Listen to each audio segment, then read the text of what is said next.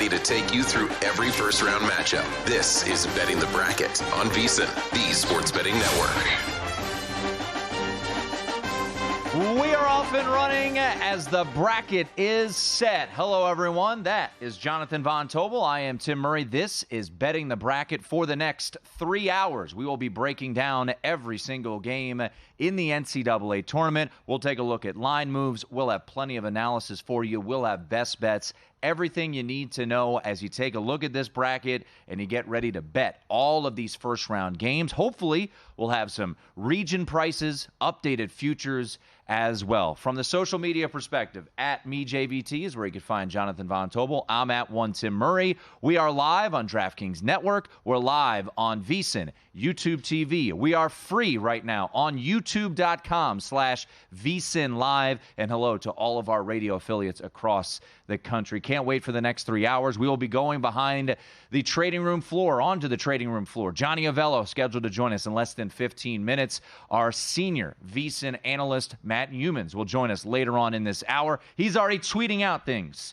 JVT, saying he's got best bets. He's fired up about teams who didn't get in the field, probably most notably St. John's. Wes Reynolds will join us in hour number 2, Adam Burke in hour number 3. So a lot to get to, tons of information. DraftKings has lines out on every single game, early line movement as well. So let's run through it here in the opening segment, taking a look at all of the regions, JVT, and hitting on all of the point spreads. So let's start in the East region, where your 1 seed is the UConn Huskies, your defending national champions, the Big East champions as well, winning and covering last night at Madison Square Garden against Marquette. And they will face, in that 1-16 matchup, the Stetson Hatters, the winner of the A-Sun, first ever appearance for the Stetson Hatters in the NCAA tournament. JVT, line here in this one for UConn and Stetson, 116 in the East region. UConn opens up as a 26.5-point favorite with a total of 144. So that is one of the few that has not moved yet up to this point. Some of the moves we've seen are just about a point, but UConn 26.5, 144. The East region, these games will start in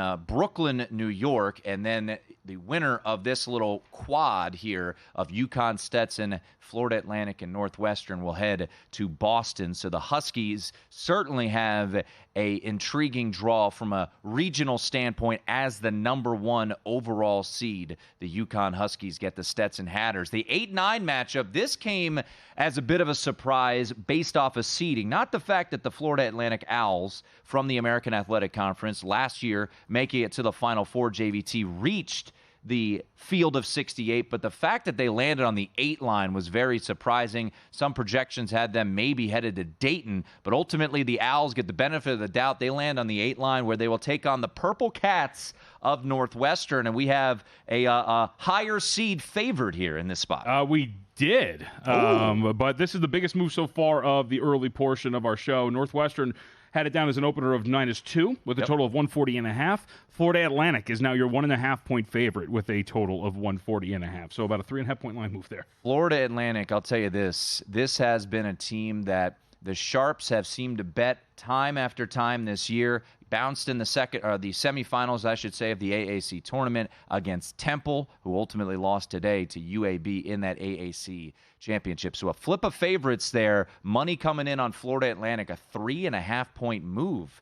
You are noting there on FAU and Northwestern. Sticking in the East region, JVT, a team that you and I saw up close and personal here in Las Vegas at the Mountain West Tournament. San Diego State will take on the aforementioned AAC champion UAB Blazers. This was a matchup that you and I were curious who would San Diego State face in the first round. This is a bet that I've already placed. UAB, San Diego State, what do we have on this one? UAB opens up as a 7.5-point underdog with a total of 134.5. We have not moved from that number, 7.5 with a 134.5 up on the market. Blazers right going out and winning the American Athletic Conference. Took 7.5. I did take the 7.5. San Diego State made the run to the Mountain West Championship game, ultimately losing yesterday to New Mexico. Yale, very fortunate to be in this bracket as they were trailing by 6 in the final minute against Brown in the Ivy League Championship earlier today. But the Bulldogs find a way, and Coach Jones's squad is the 13th seed in the East region, where they will face the SEC tournament champ Auburn Tigers. Bruce Pearl's squad, what are we looking at for a line here? Open 12.5 with a total 138.5. Still sitting at 12.5 with a total 138.5. Those games will be played in Spokane, Washington, so no real home court advantage for any of those teams there in Spokane. Spokane usually a spot where Gonzaga would play, but Gonzaga did get a favorable draw in sense of their seed, which we'll get to, but not a 1 through 4, so they do not get the benefit of the doubt in playing in Spokane.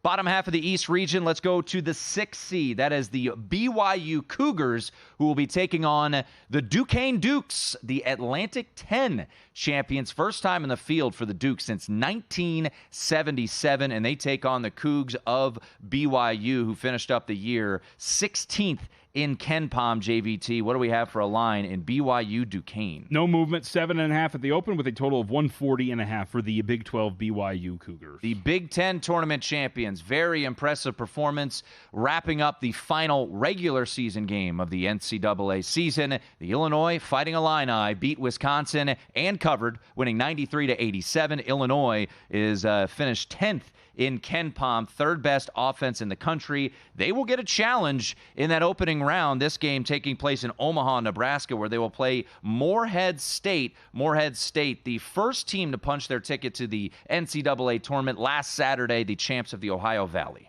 Yeah, this is going to be an awesome game, I think, on its surface. Illinois opens 13.5 with a total of 148.5. That is still where we stand right now, 13.5, 148.5. Last Sunday, Arch Madness saw Drake, the Drake Bulldogs of the Missouri Valley, knock off Indiana State, and as anticipated, because of the bubble situation and bid stealers, the Sycamores did not get in, but the Drake Bulldogs, who were a 13 seed a year ago, closed as a 2.5-point favorite against Miami.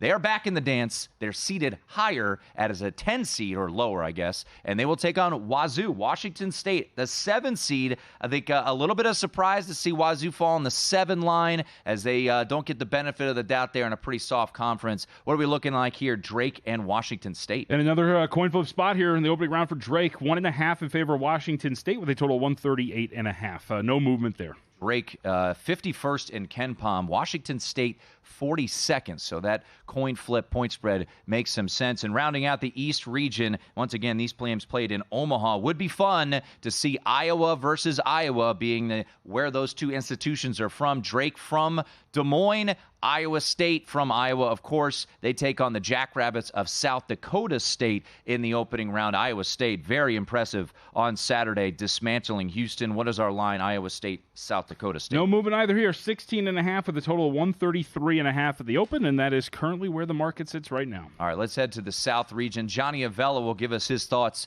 and the latest from behind the counter on some of those line moves. South region, your 1 seed is the Houston Cougars, who, as I mentioned, did get beat up pretty good in that Big 12 championship on Saturday. They will take on the Longwood Lancers, the Big South champions, first ever appearance for the folks from Farmville, Virginia. Houston against Longwood, another 20-plus point spread here.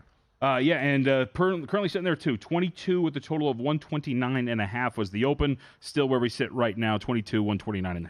A team that you mentioned, JVT, on VSiN Primetime all throughout the week that you believed would be a popular team to make a run, Nebraska, the Cornhuskers. They are the 8th seed in the South region. They will be taking on Texas A&M, and we have a situation, another pretty relatively low total spread here. What do we got here? Yep, another coin flip. 3 is the spread in favor of Nebraska. Total 143.5. No movement either. So when we get to the 5-12s, I think one thing to note, I think the 15 and 16 seeds, for the most part, the belief will be pretty weak just because of the upset nature of these conference tournaments. But the 12 seeds, the 11 seeds, even the 13s, pretty strong. And I would imagine there's going to be intrigue regarding this team. 31 wins for the James Madison Dukes. This game will be played in Brooklyn, New York. Wisconsin versus James Madison. I think this will be a popular spot to look at the 12 seed. Yes, and it's already moved a little bit in that direction. Opened up 5.5 in favor of Wisconsin. We are down to 5, so only the hook has been removed with a total of 143.5. James Madison, 31-3 season. Remember, opened up the year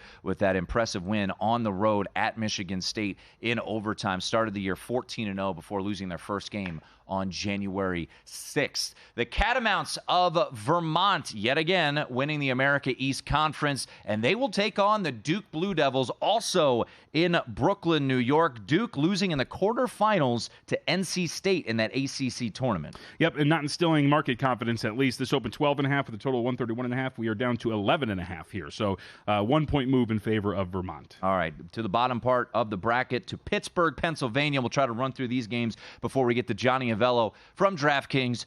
Texas Tech against NC State, the ACC tournament champs. Can they keep it rolling, JVT? What do we have for a spread here? Well, market says yes, open 4.5 up to 5.5 now. Total 145.5, no movement there. Big Blue Nation will be taking on Oakland. Oakland was indeed the 1 seed in their conference tournament. A fun team to watch. Great campy, great story. Can the Golden Grizzlies keep it close? What's the spread? UK and Oakland. No movement, 13.5. The opening number in favor of Kentucky with a total of 160.5. The 7-10 has Florida versus a play-in game. First for Boise State, Colorado. Surprised to see Boise headed to Dayton, JVT. What do we have for a line in Boise State, Colorado, one of the first 4 games? Colorado opens 2 with a total of 140.5, and that's where we sit right now. Mountain West Conference, folks. 2 of the final 4 teams in the field. And I'll tell you what, based off of the seeding for New Mexico, they would not have gotten in unless they won on Saturday against San Diego State. Final line to hit on before we hit a break. Bring in Johnny Avello from DraftKings Sportsbook.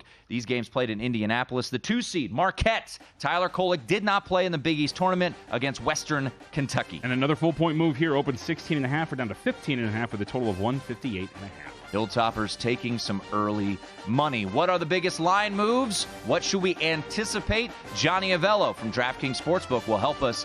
Betting the Bracket continues. That's Jonathan Von Tobel. I'm Tim Murray. It is VSiN, the Sports Betting Network.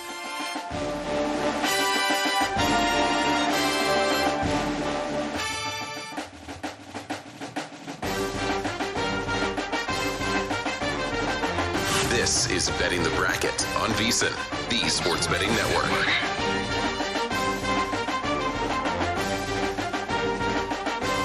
Make sure you get your hands on a VSiN Pro subscription, folks. If you use the promo code MADNESS, you will get it for just $199. How about that instead of the usual $240? Access to everything we do, daily best bets, betting splits, and, of course, the March Media Betting Out coming out in days. Check it all out. Promo code MADNESS, $199 instead of the usual $240. VSiN.com/subscribe. We're going to push back Johnny Avello from DraftKings to the bottom of the hour, which will help us break down and get through the other regions, look at the point spreads, the line moves. We are on YouTube for free, youtube.com/VSiN Live. Just click it right there, Betting the Bracket, streaming live. Got the comments section up. If you want to chime in there, you can always tweet us. That's Jonathan Von Tobel, at MeJVT, at 1TimMurray. What was that first bet you threw in? Let us know. JM on Twitter said he loves Samford and McNeese, and he thinks they're going to win outright. So Samford is early on in the bracket. JVT, they are the 13th seed in Salt Lake City in the Midwest. They're taking on Kansas, and he thinks McNeese could take care of Gonzaga, also in the Midwest region. So let's get to that Midwest region. You can keep it rolling here on the comment section or on Twitter as well. But the Midwest region will be Purdue as the 1 seed, JVT, where they will get the winner of the Montana State Grambling play-in game. Grambling, the champions of the SWAC, first ever appearance for Grambling in the NCAA tournament. Montana State, the 5 seed in the Big Sky, and they were able to top in-state rival Montana to win that conference championship game. So we will have a line on the 116, which I'm sure plenty of people will have curiosities about, considering Purdue lost to Fairleigh Dickinson last year. JVT, Montana State Grambling, though, early line there. Yeah, we're up to 4.5. So this thing opened Montana State 4 with a total of 134. Half point added to the favorite here. So Bobcats getting a little support and movement. 4.5 opener of 4. 8-9 game, I know, piqued your interest. These games, by the way, will be taking place in Indianapolis. We've got Utah State from the Mountain West taking on TCU. And, you know, honestly, JVT, when you look at a lot of these point spreads for the 7-10s, the 8-9s, 1-2, this is a pretty decent size line considering it's an 8-9 matchup, which is normally a coin toss. Yeah, 3.5 is the current number right now for TCU with a total of 146.5. I had this opener down at TCU -4. So half-point move in favor of Utah State, but Horned Frogs for me circled in this matchup. Utah State, a team I think worth going against here in this tournament. Yeah, Utah State, we saw them in person in the semifinals. Oh, doors fell off that one, huh? That was early lead for the Aggies, and then it got bad. 86-70 loss to the Aztecs on a Friday night here in Las Vegas. Danny Sprinkle's squad, phenomenal season. 0 points of returning production and won the Mountain West, but 8 seed, and I would tend to agree. We just mentioned this, a couple viewers watching us on youtube.com/VSiN Live, checking out in the comments, they like McNeese State against Gonzaga and Samford versus Kansas. Let's go to this. This is Salt Lake City, JVT. We'll start with the 5-12. Early line move towards Will Wade's McNeese State Cowboys. Yep, not much, but 6.5 was the opener. We're down to 6. Total 145.5. No movement there. So the hook removed there for McNeese. McNeese State, by the way, comes in with the nation's third longest winning streak. They've won 11 in a row, and they obliterated Nicholls State in the Southland Conference Championship game. They finished 30-3 this year, JVT, and a win that looks a little bit better from the non-con for McNeese State. They beat UAB by 20. This is a good team in McNeese State. And Gonzaga, wow. You talk about a team that we thought was on the bubble just a couple weeks ago, and they're a 5 seed. Man, massive respect in the room for the Zags. Kansas, talk about limping into the NCAA tournament. They will take on Samford. Samford was the 1 seed in the Southern Conference. Very good squad there, the Samford Bulldogs. What do we expect for Samford and Kansas? 8.5 the opener. That's where we sit. Total 149.5, and that is where we sit currently, too. It does sound like the Jayhawks will be healthy, potentially, coming into this matchup, but obviously something to monitor as they were pretty beat up, as you mentioned, going into the Big 12 tournament. A Samford team, we'll get into the breakdown of this game as it goes on, but a Samford team that they get up and down, top 15 in tempo, 6th in the country in average possession length. 6-11 in the Midwest region. South Carolina, Lamont Paris's squad will take on Oregon. Very short line here as the Pac-12 champion Oregon Ducks head to Pittsburgh. Yep, and this is right where we open. 1.5 in favor of the Gamecocks. We are sitting at 1.5 in favor of South Carolina. Total 133, sitting right where we opened. Creighton and Akron, the Blue Jays will be taking on the Zips, the winner of the Mid-American Conference in the Midwest region. This is also in Pittsburgh. Early looks on Creighton versus Akron. Yeah, this is one where I had Akron circled and not going to get the best of the number. This is a full-point move in favor of the Zips. Open 14. We are down to 13 there. Total has not moved, though, 140.5. This is Betting the Bracket here on VSiN. Next 3 hours, lots of content to get to. Johnny Avello from DraftKings Sportsbook coming up in 10 minutes. Matt Humans later on this hour, already teasing he's got plays and he's got to get something off his chest. We will also chat with Wes Reynolds in hour 2 and Adam Burke in hour number 3. 7 versus 10. We won't know that matchup until later on this week because the 10 is a showdown between UVA and Colorado State. How about this? Right before Selection Sunday show unveiled at DraftKings Sportsbook, you could have got 4-1 on UVA to make the field. Shouts to Patrick Stevens over at the Washington Post. He had projected UVA to make the field. They will get Colorado State. I think some people are surprised to see the Rams headed to Dayton. Early look here, very low total. Yes, so we saw this open 1 in favor of Colorado State, up to 1.5. The total that Tim's referring to opened a whopping 118.5, and that is where we are still at right now. So shocking, a high-scoring affair projected for Virginia. Wags on VSiN says Kansas rolls by double digits. All right, Wags is laying the chalk against the Samford Bulldogs. And then, guess what, ladies and gentlemen? The Peacocks, they're back. And they are also a 15 seed, the same seed they were 2 years ago when they made their magical run to the Elite Eight. Of course, Shaheen Holloway is no longer their head coach, as he is now the Seton Hall head coach, who missed out on the NCAA tournament, by the way. They get Tennessee in the opening round. Not an easy matchup there for the Peacocks, but the last time we saw them, they did beat an SEC team in the first round. That was Kentucky. Yes, and we don't have a line for this, so we will have to wait and see, talk to Johnny Avello as to what's happening here, but currently can't find a number right now for Tennessee and St. Peter's. All right, Johnny Avello of DraftKings Sportsbook will join us here on the other side of the break. Let's get to the West region. This was the only region that we really had a question mark about who would be the number 1 seed. And despite a loss to in-state rival NC State, put up those little Wolfpack signs. Yeah. Did you get a 101 ticket on NC State to win 5 games in a row? No, I did not. No? Rolling parlay would have been better for you. Yeah. UNC, the 1 seed, they will be starting off in Charlotte in the West region. They get the winner of Howard versus Wagner. The Bison, for second straight year, head to the NCAA tournament, and they will take on Wagner. First time in over 2 decades for the Seahawks to head it to the NCAA tournament. 16 versus 16, what do we have here? A little move on side and total. Howard opened up as a 2.5 point favorite. We're up to 3, and the total down a point from 127.5 to 126.5. Trip Tepper on YouTube says, Virginia getting in ahead of Indiana State is just gross. Everyone wanted to see the Sycamores. Well, no one wanted to see UVA. I don't know why you're giving him that tone. I don't know. He seemed angry, so I'm just giving a little tone there. All right. Mississippi State versus Michigan State. Winner of this game, I think, will be fascinating against UNC there in the second round. Very curious to see this showdown. Michigan State, bubblicious for a little while, ends up getting a 9 seed. Mississippi State, very nice win in the SEC tournament against Tennessee.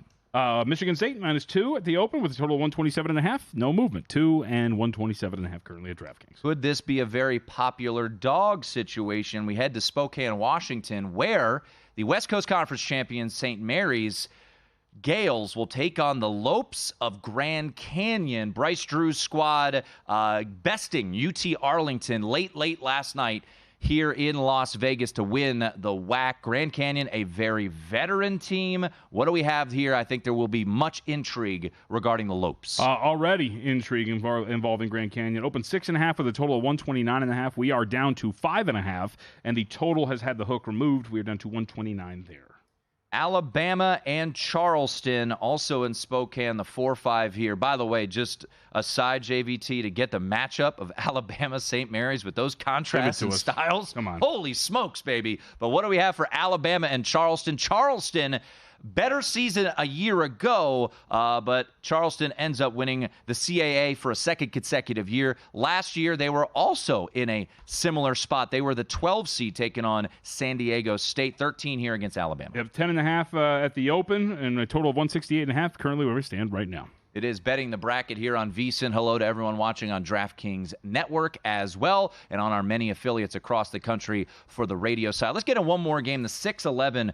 A lot of intrigue, and it makes you go, The 11 seed in the West is the favorite against the 6 seed JVT, New Mexico Clemson. The disrespect for our Lobos, 1.5 at the open with a total of 147.5 is where we stand right now. I cannot quote Daniel House, but he was excited to see his son's performance yesterday for New Mexico. Johnny Avello from DraftKings Sportsbook coming up on the other side. There he is, looking dapper as always, talking line movements, total sides, everything you need to know. It's Betting the Bracket here on VSiN.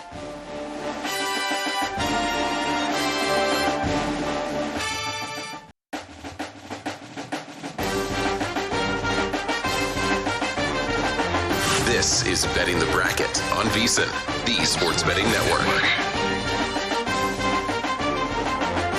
Get ready to dominate those brackets. Turn your picks into profits this tournament with the upcoming VSiN Pro March Mania Betting Guide.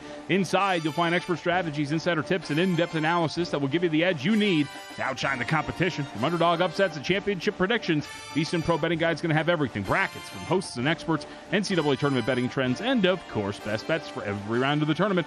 Don't miss out. Download the VSiN Pro March Mania Betting Guide on Tuesday. VSiN.com/betting guides. That's VSIN.com/betting guides. That is Jonathan Von Tobel. I'm Tim Murray. Hello to all watching on DraftKings Network, streaming for free, youtube.com/VSiN Live on YouTube TV, on our affiliates across the country from the radio side of things. You can always stream it. If you don't want to look at our faces, that's fine. VSiN.com/live, listen, every single night for free. JVT and I, by the way, we are the hosts of VSiN Primetime, which you catch 6 to 9 p.m. Eastern Time, Monday through Friday. A lot to get to. We went through the bulk of the point spreads, but let's figure out how those point spreads came to fruition, and we bring in the legend, Johnny Avello, Director of Race and Sports Operations, on our progressive guest line of DraftKings Sportsbook, and he is on the trading room floor right now. Before we get into the specific games, Johnny, the movement and all of that, just take us a little bit behind the scene, because from my viewpoint on my screen here, you guys at DraftKings were the first one to get the numbers up. They put out the East region, and we had lines within moments. So your crew put out those lines quickly. Just give us a little bit of insight of how that all came to fruition. Well, good evening, Timmy and JVT. Yeah, I'm on the trading floor here, and these guys are pros. You know, when I came in this afternoon, you'd think these guys were, having mass panic, but they don't. They're very calm. They were waiting for the show to start. As soon as the show started and the matchups were announced, they had each one up probably within 10 seconds when it was announced. Had them all up by 3:45. We take pride in getting those numbers up first. So there's been some movement now, and certainly going to be a lot more as the night goes on. But, happy to have them all up, all the totals up, and now working on the tournament and making some adjustments there for regions and to win it all. Johnny, when you're talking about that movement, obviously, throughout the college basketball regular season, you have a lot of sites that have projections that the market tends to kind of mirror. This is one where you guys are going up instantly. How quickly do you react to action when it comes in? Because one of the big moves has been Northwestern. You guys opened up 2 ahead on my paper here, and we are down to the other side of Florida Atlantic -2. Well, you know as well as I do, JVT, that it's not how much money's coming in, it's who's betting. Yep. And we're reacting to some of the sharp play that's coming in, and that's what's moving the numbers. There have been some games that have taken a substantial amount of money, and we haven't moved them at all. So, movement always takes place on either sharp play or a real lot of money, and not a real lot of money at this point. There's not taking 100,000 on games here at this point, but we certainly are taking some sharp bets, trying to get, first shots at the numbers. Johnny Avello on the trading room floor of DraftKings Sportsbook, joining us here on Betting the Bracket on VSiN. He is the Director of Race and Sports Operations for DK Sportsbook. He joins us on a progressive guest line. All right, let's get to some of those line moves. Johnny, JVT just mentioned one. JVT, we had another one, too. There was a flip of favorites, if I remember correctly. There was another game. Drake? Drake and Washington State. So, Johnny, a couple games that you've noticed that have moved the most from opener to now. That was one that just moved within the last 5 minutes. We opened up Washington State 1.5, and it sat there with no movement at all.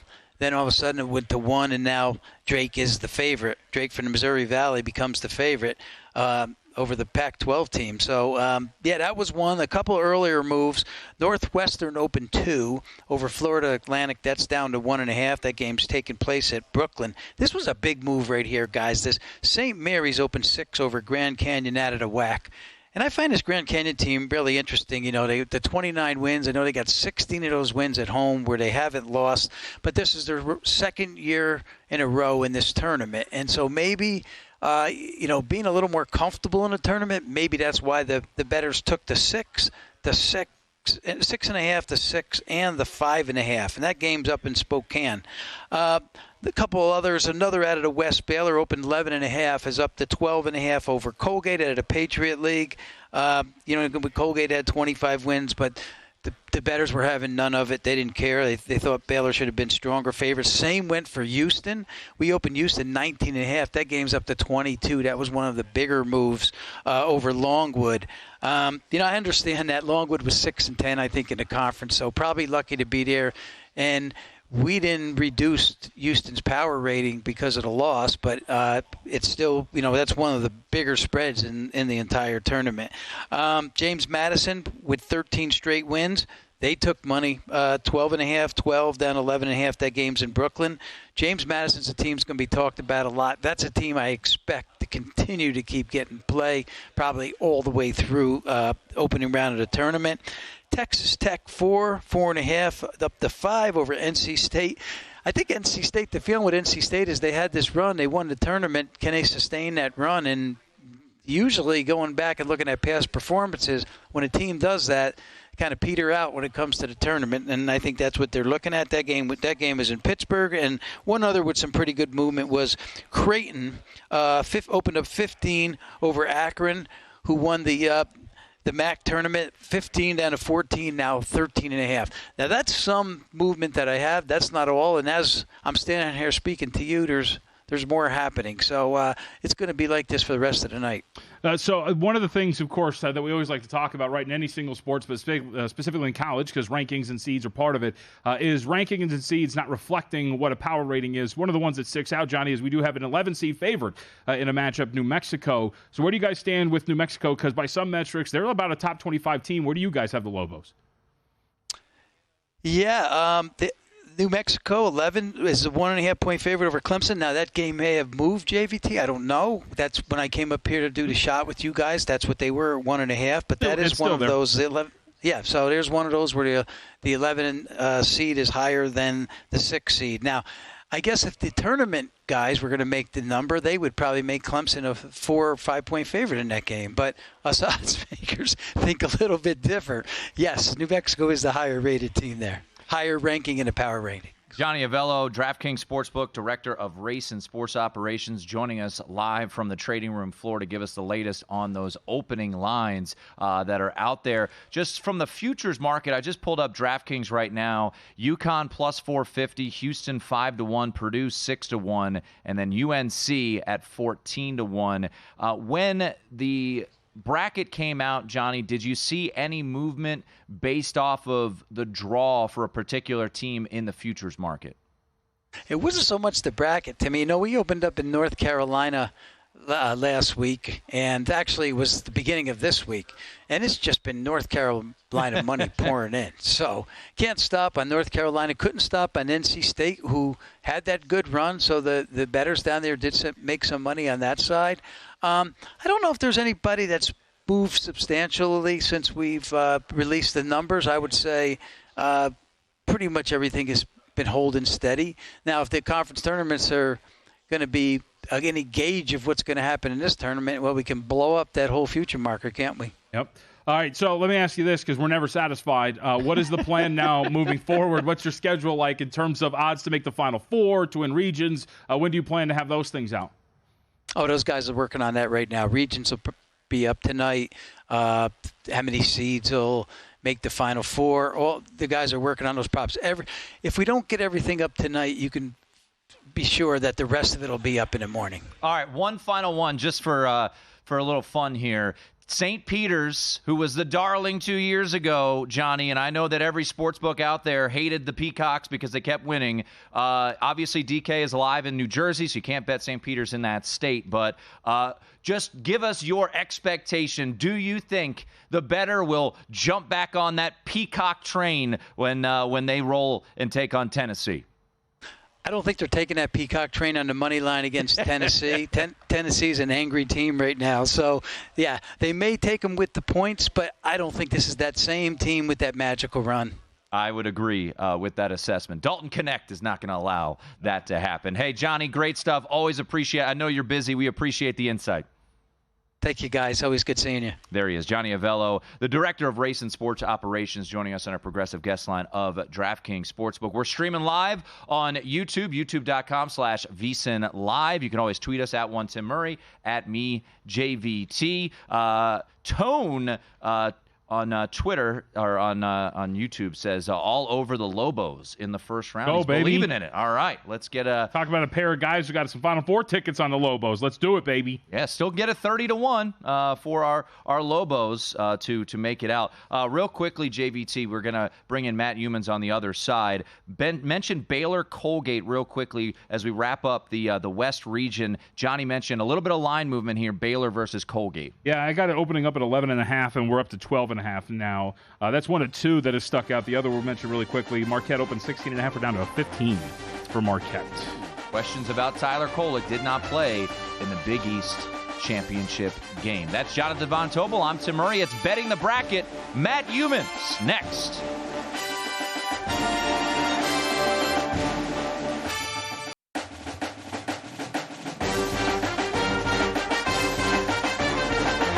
This is Betting the Bracket on VSiN, the Sports Betting Network. There's never been a better time to have skin in the game with DraftKings Sportsbook, because right now we have a VSiN exclusive offer for new DraftKings customers. Perfect time for March Madness. Earn a $500 bonus bet for every $1,000 you wager. You can earn up to $2,500 worth of bonus bets in your first 3 days on DraftKings. Don't wait. Download the app now. Use code VSiN when you sign up and earn a $500 bonus bet for every $1,000 you wager right now. That's Jonathan Von Tobel. I am Tim Murray, betting the bracket here on VSiN, the sports betting network. You can stream us for free, youtube.com/VSiN Live. You can comment on the other side, like Tony, who says Alabama minus 10.5 is free, JVT.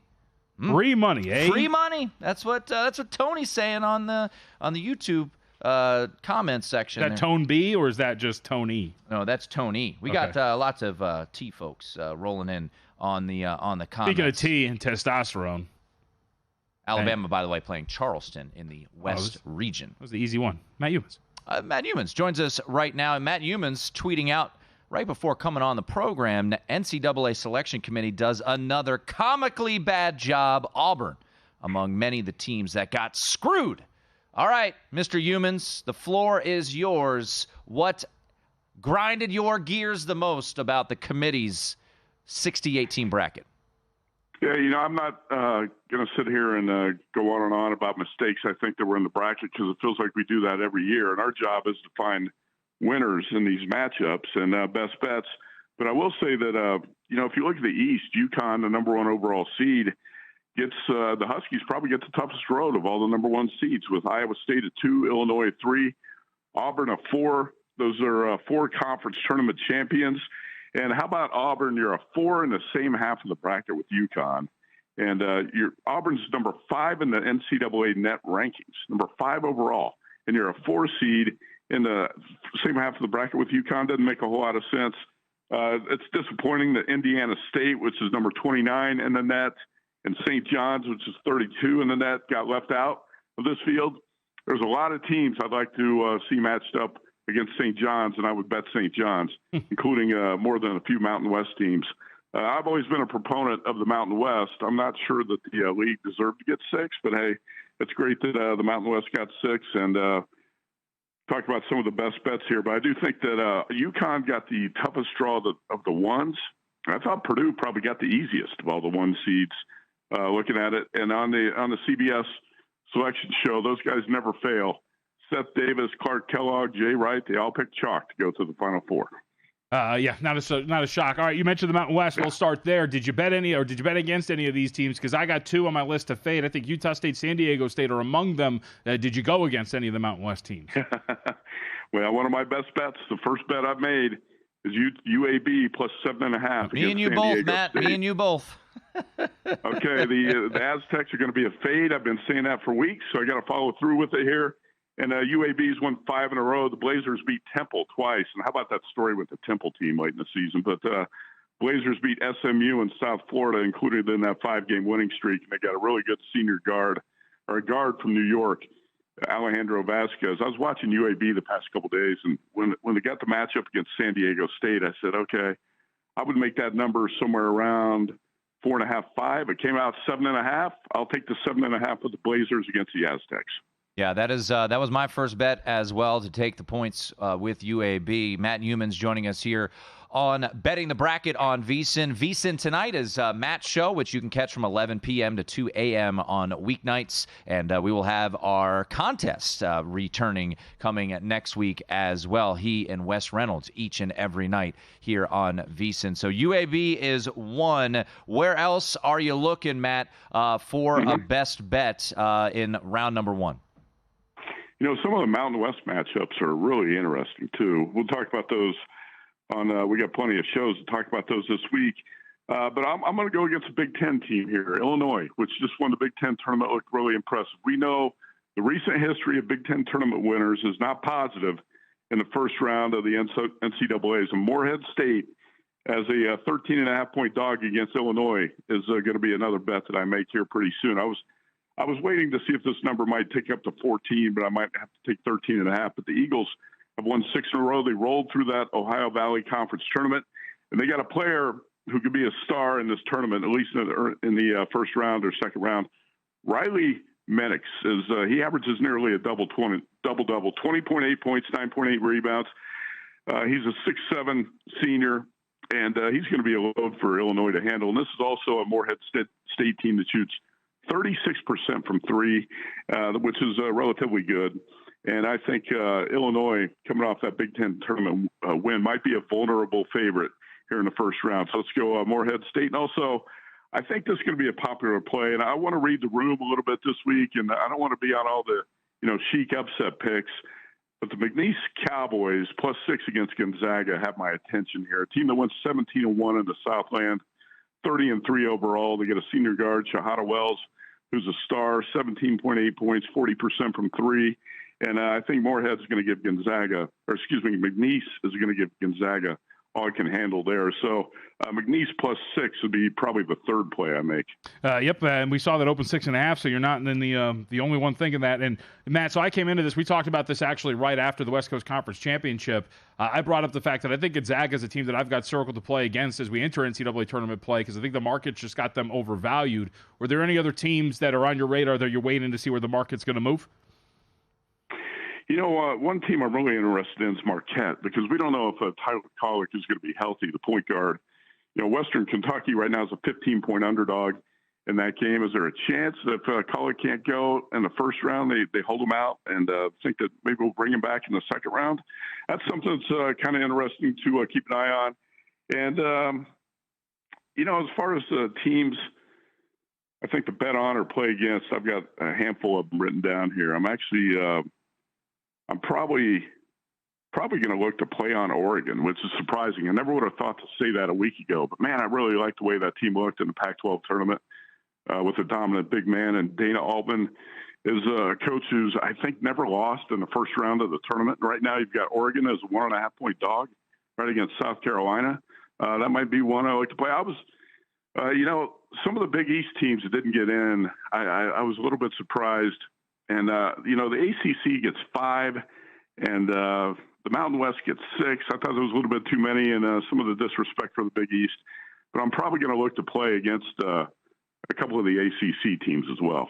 Well, just sticking in that region as Matt Humans joins us here, you mentioned Oregon, South Carolina. One shop in town just opened up that game at a pick. DraftKings has South Carolina -1.5. So you mentioned Oregon being a team to potentially look. It would be a fun little matchup to have Dana Altman going up against his former squad, the Creighton Blue Jays, if Oregon were to win that game. I do want to get your opinion on a couple of those ACC teams. So Duke gets Vermont. That game will take place in Brooklyn. John Becker's squad wins the America East yet again for a third consecutive year. I don't think this is one of his better teams. Vermont has been a team in recent years, but I'll give you one that was a best bet of mine, and we've seen the market move that direction. -125 on the money line was the Lobos of New Mexico. I think the three of us all really like this team, and they are topsy-turvy, but boy, do they look good at Thomas and Mack. They get Clemson. They are the favorite in this spot, and it's actually already been bet up to 2.5. So is Clemson an ACC team you're looking to fade with a New Mexico squad that may be hitting its peak? It's interesting because I would like to bet Vermont against Duke. You just mentioned that one. Vermont's 19-1 in the last 20 games, and I thought Duke was going to be a team trending upward going into the tournament, but it really hasn't developed for Duke like I thought it would. So I might be looking at the Catamounts in that game. I don't know what to make of the New Mexico-Clemson matchup right now. That one's going to be a tough call because I was really disappointed in the way Brad Brownell's team played in the ACC tournament. So I can't say that Clemson's on my play-on list right now, but I'm not sure if they're on my play-against list because New Mexico is such a volatile team. And I really don't like betting on these teams coming off conference tournament championships. And so that's not a great situation for the Lobos in that game. All right, Matt, we got our last 60 seconds. What do we make of how hot Wisconsin has gotten? Well, how about that matchup? Because two play-on teams, I thought, in this tournament were going to be Wisconsin and James Madison, and they draw each other in the first round. So I don't know what to do with that because those are two teams I did want to bet on in this tournament. I think the Badgers kind of got their swagger back, and they're starting to play like they were in December and January. And you could see it. They've got guys like Max Klesmit stepping up to make shots. Wisconsin's a dangerous team, but you're also drawing James Madison here, which is going to be a chic upset pick by a lot of people in a 12-5 type of, I think that's a 12-5 game, right? Yep. I think James Madison's going to be a very popular upset pick. I don't necessarily disagree because I love the Dukes, but those are two teams I thought were going to be bet-on teams in this tournament. You can read his work on VSiN.com. Catch him on VSiN tonight, Matt Youmans. Matt, appreciate it. Okay, you bet. Thanks. There he is, Matt Youmans. 1 hour in the books. Still much more to come. Betting the Bracket, Hour 2, right around the corner, including a chat with Wes Reynolds.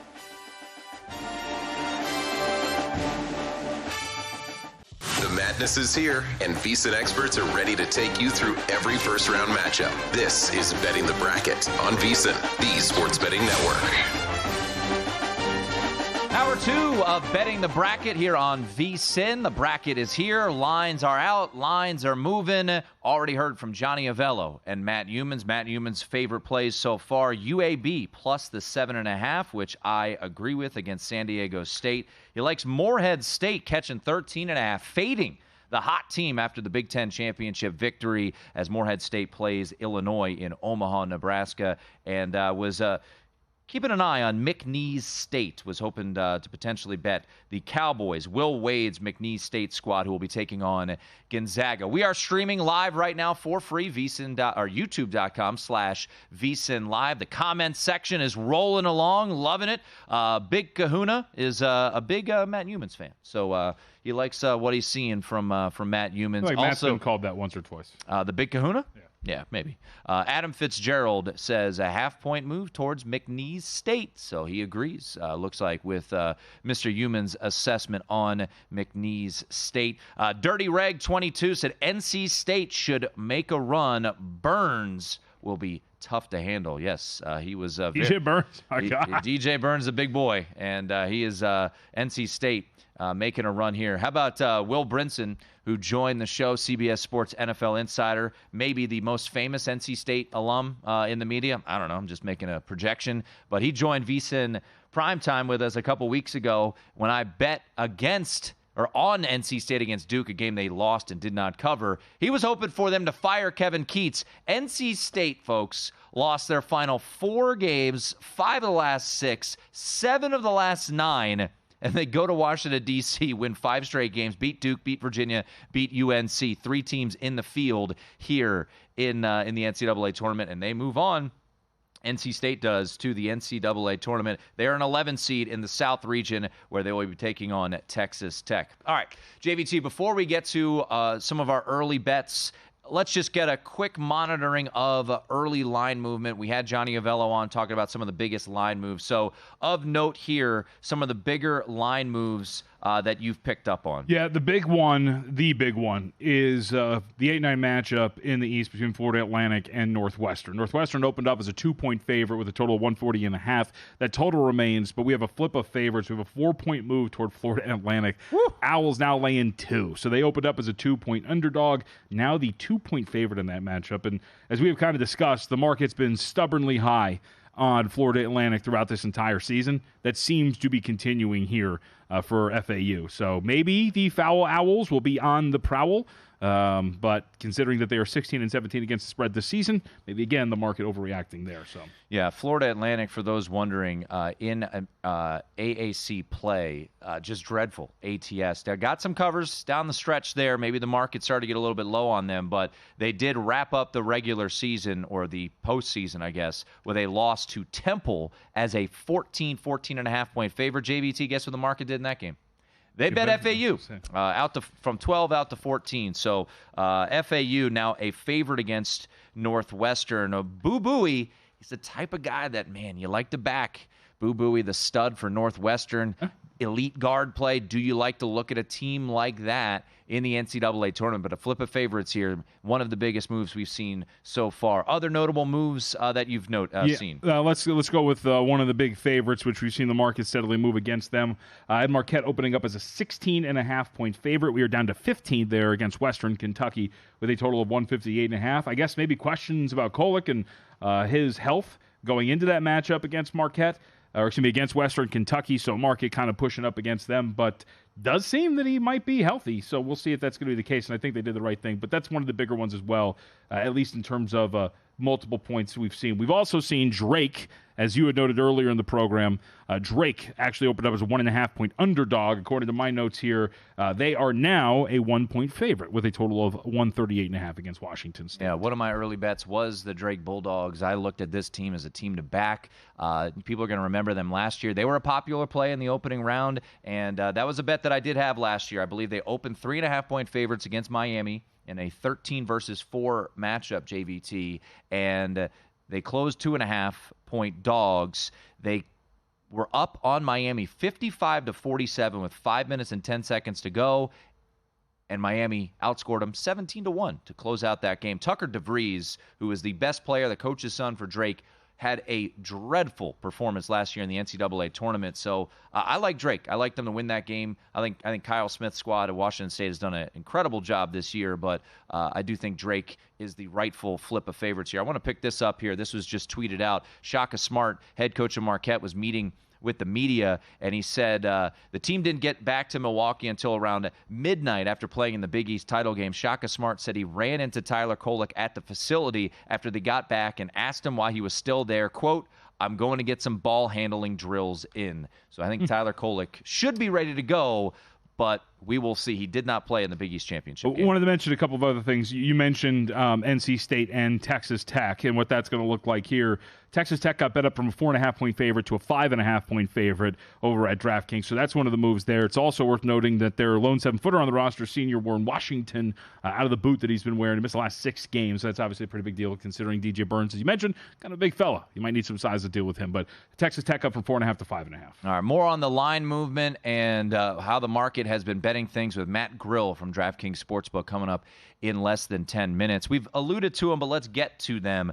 Games that we have looked to bet already, JVT, with some of these matchups. UAB plus 7.5. The Blazers winning the American Athletic Conference today, beating Temple. Impressive run there for the Blazers. And I think this is more of a situation, and you and I have talked about it a little bit on VSiN Primetime, where we believe that San Diego State is just getting too much love in the market. The metrics love them. They did make that run to the Mountain West Championship game. Obviously, last year they were a Final Four team. Matt Bradley no longer on the squad there, but I took the 7.5 with UAB. Are you joining me on this one? Yes, absolutely. San Diego State is one of the teams that I mentioned that I'm going against here. Look, similar to FAU, just not getting the same respect every single matchup, right? But San Diego State, for those who have been tracking it, now 13-19 against the spread for the season. They made it to a Mountain West Championship game, but they went 1-2 against the spread in the Mountain West tournament. They've just been a team that's been overvalued, and we saw it in this Mountain West Conference tournament. We've seen it throughout the entire year. We should also mention as well, away from home so far this season, if you include neutral site games, a grand total of 5-14 against the spread. San Diego State is. So being away from home hasn't helped. Their backcourt just isn't dynamic. You have Jaden Ledee, he's awesome. Very good player. Could go in there and drop 20 and 10 and be absolutely incredible. But that's really all you're getting from a team that's been hit or miss from beyond the arc, hit or miss at the free throw line recently. I'll take my chances going against them with a really talented UAB team plus 7.5. UAB running through the conference tournament there, the AAC conference tournament in Fort Worth, beating Wichita State by 12. Then they beat South Florida. Very popular play there. I was on the Blazers in that spot. And then today, taking care of business against the upset-minded Temple Owls. So UAB has won 5 straight heading in and bounced back after a little bit of a rough patch there, giving up 106 points to Memphis. This is a team that is not that strong defensively, JVT, but do you need to be when you take on a San Diego State team? So I think matchup-wise might be beneficial. So UAB, a consensus play, so we will see between myself, JVT, and Mr. Humans. Give me another game that you have early circled here. Yeah, we'll talk about another Mountain West team, but we haven't talked about this matchup really that much. Market's moved a little bit in the direction of Utah State, but I've got TCU circled here. We saw TCU open up 4, DraftKings down to 3.5. Other spots are opening 3 in favor of the Horned Frogs. Utah State has covered a grand total of 3 games since the beginning of February. I think that this is just a team that, if you look at the inner workings of the Mountain West, they had one of the easier, actually, no, they had the easiest conference schedule in the Mountain West. discussed, and it's a great story. But I do think that TCU has the horses up front to really deal with great Osibor and this Utah State offense. And when you look at what TCU does pretty well here, I think they're going to be able to come in and really beat them on the glass. Utah State, 191st in the country in offensive rebounding rate. They're not going to get a bunch of second-chance opportunities. TCU, I think, can win that battle, and I just think this is just a play against a Utah State club that I think to be overvalued. Horned Frogs, by the way, very good at generating second-chance opportunities. Top 20 team in the country in that metric. So I'll take my chances going against a team that's covered only 3 games since the start of February.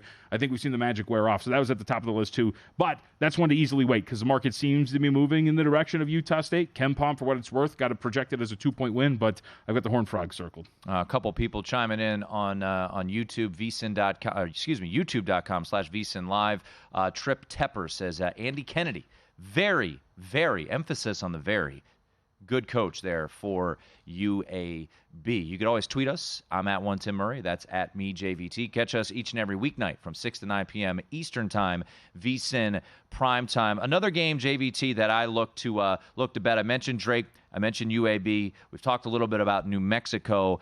I'm curious if this is going to be a popular dog situation. You never want to be on that side. We know that the 12/5 will always be popular, and that's what this is. And St. Mary's, look, I saw them up close and personal here in Las Vegas, and they took care of Gonzaga. Very well-coached team, got off to a slow start. Metrics loved them, and now they're taking on Grand Canyon. Early bet for me, I took 5.5 with the Lopes. We'll see how the market moves in this particular spot. Curious. You agree with Jay Billis, huh?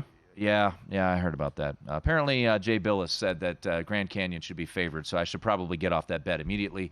No, they should not be favored against St. Mary's, but his numbers say so. I liked what I saw last night from this Grand Canyon squad. That said, look, down the stretch, St. Mary's was very strong. KenPom has this as a 4-point game. St. Mary's closed KenPom 20th best in the country. They have really been riding high. They've only lost 1 game in 2024, that coming to Gonzaga to wrap up the regular season. So this is a team that's going to slow it down. Very good defensive team. Intriguing matchup. But an early lean for me was Grand Canyon plus the 5.5. That's JVT, Jonathan Von Tobel. I'm Tim Murray.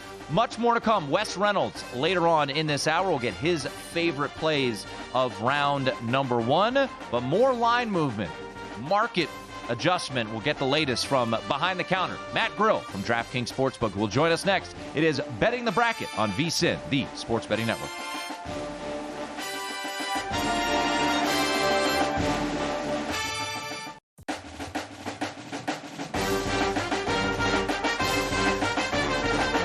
This is Betting the Bracket on VSiN, the Sports Betting Network.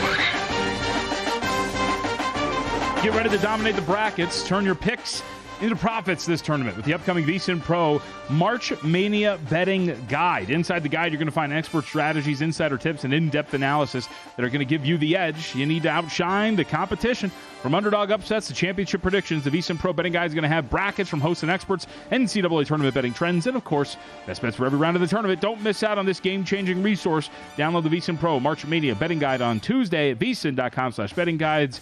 That's VSIN.com/betting guides. That's Jonathan Von Tobel. I'm Tim Murray. Every weeknight, you can catch me and JVT on VSiN Primetime from 6 to 9 p.m. Eastern. But it is Betting the Bracket here on VSiN. We're live for free right now on YouTube, youtube.com/VSiN Live. We're also on DraftKings Network, YouTube TV, and all our fine affiliates across the country. You can jump in the chat there on YouTube as well. You could always tweet us. That's at me, JVT. I'm at one Tim Murray. Well, hour 1, we talked to Johnny Avello there on the DraftKings floor, and now we head back there from behind the counter. We bring in Matt Grill from DraftKings Sportsbook. And Matt, I want to start with this as Matt joins us on a progressive guest line.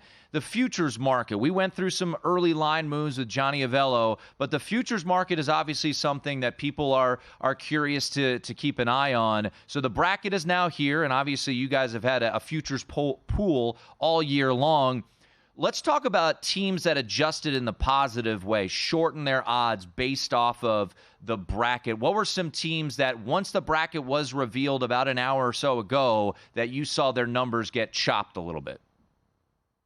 Yeah, hey Tim, hey JVT, thanks for having me on. And just to kind of give you guys, I'll start off with just like a little behind the scenes here. So we had Johnny on about an hour ago.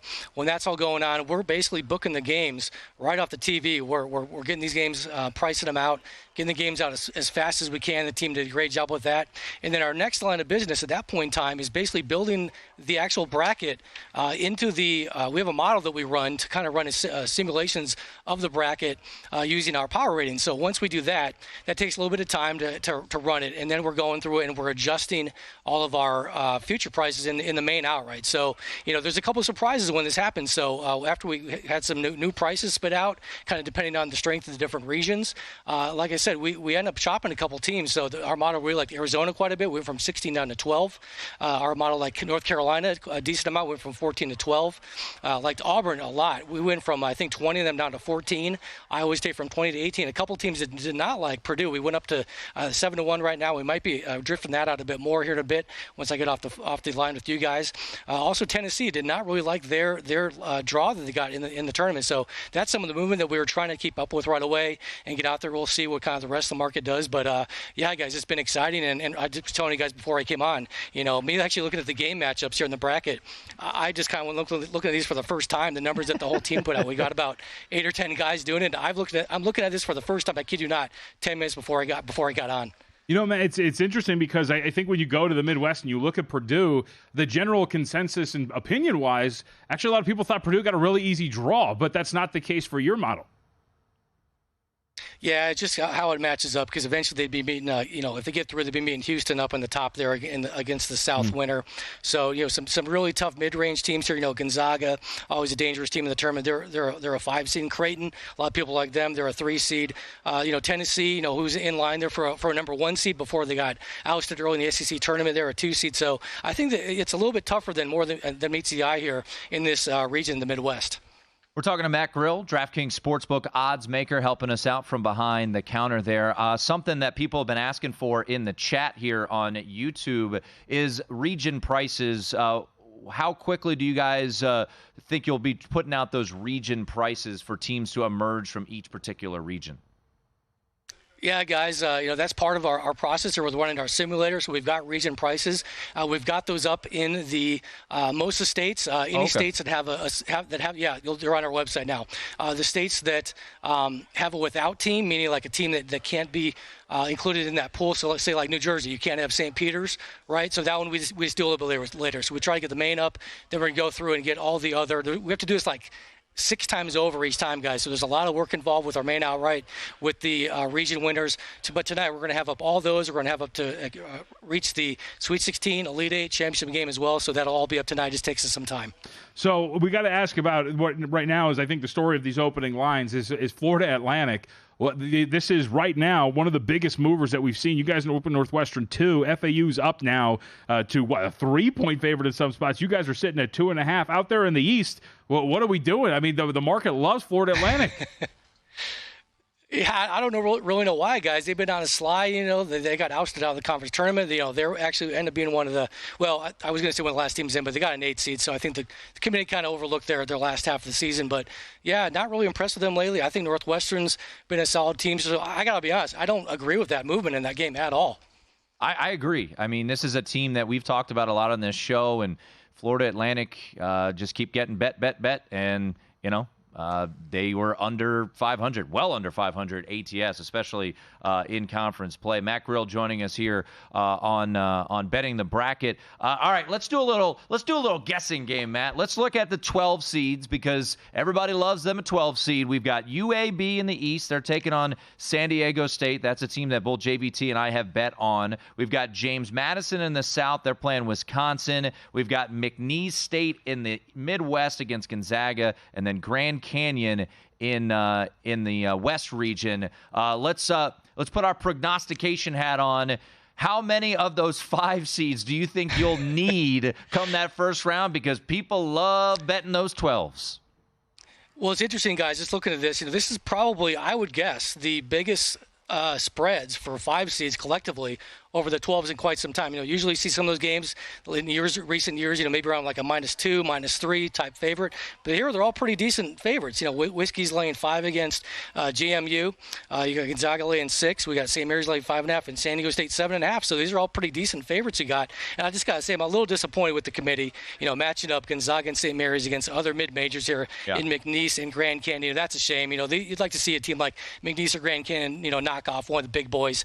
Not saying that Gonzaga and St. Mary's are not, but, a little bit disappointed they didn't get a little bit different matchups here. But, yeah, historically we always get a 12 over a 5, and I'd guess it's going to happen again. So I'm going to go with I'm going to be a little ambitious, guys, and say we'll get 2 of these.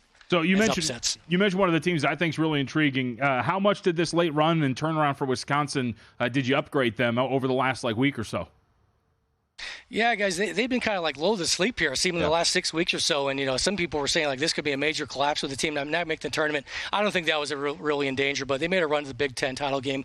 Look good. Give Illinois all they could handle there for almost 40 minutes. So, Whiskey's, it's a dangerous team. Although, 5 seed has never won the tournament. So they're going to have to deal with Houston here eventually and Duke in their little kind of Sweet 16 pod there and eventual Elite 8 pod. So I think it's going to be a little bit of a tough road for Whiskey. Let me ask you this, because we just got the game times popping out, which is always great to see. So if you're wondering, the first game of the NCAA tournament will be Wagner versus Howard at 6:40 Eastern on Tuesday night. Later that night is Virginia and Colorado State. There was a collective groan when Virginia made the field, and I gave credit to Johnny and you guys for keeping up the bubble props up until the show hit the airwaves, and Virginia was 4-1 to make the field. So you guys didn't think they were going to get in. They ultimately do. They're playing Colorado State. So, those games being island games, it's not like Colorado State has been playing all that well. What do you expect handle-wise from this game? Because it looks like from open to now, you guys haven't moved off of this game. So do you think the public sentiment will fade the UVA Wahoos there on Tuesday night?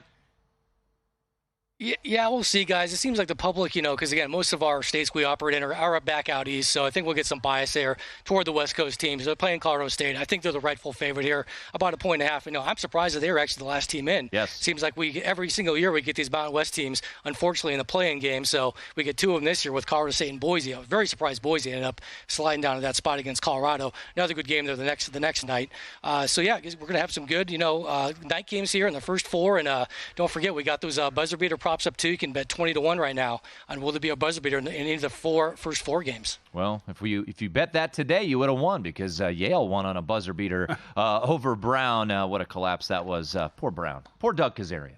All right, Matt, always appreciate it, man. Great stuff. And get back to work. You can't be wasting time talking to us yahoos.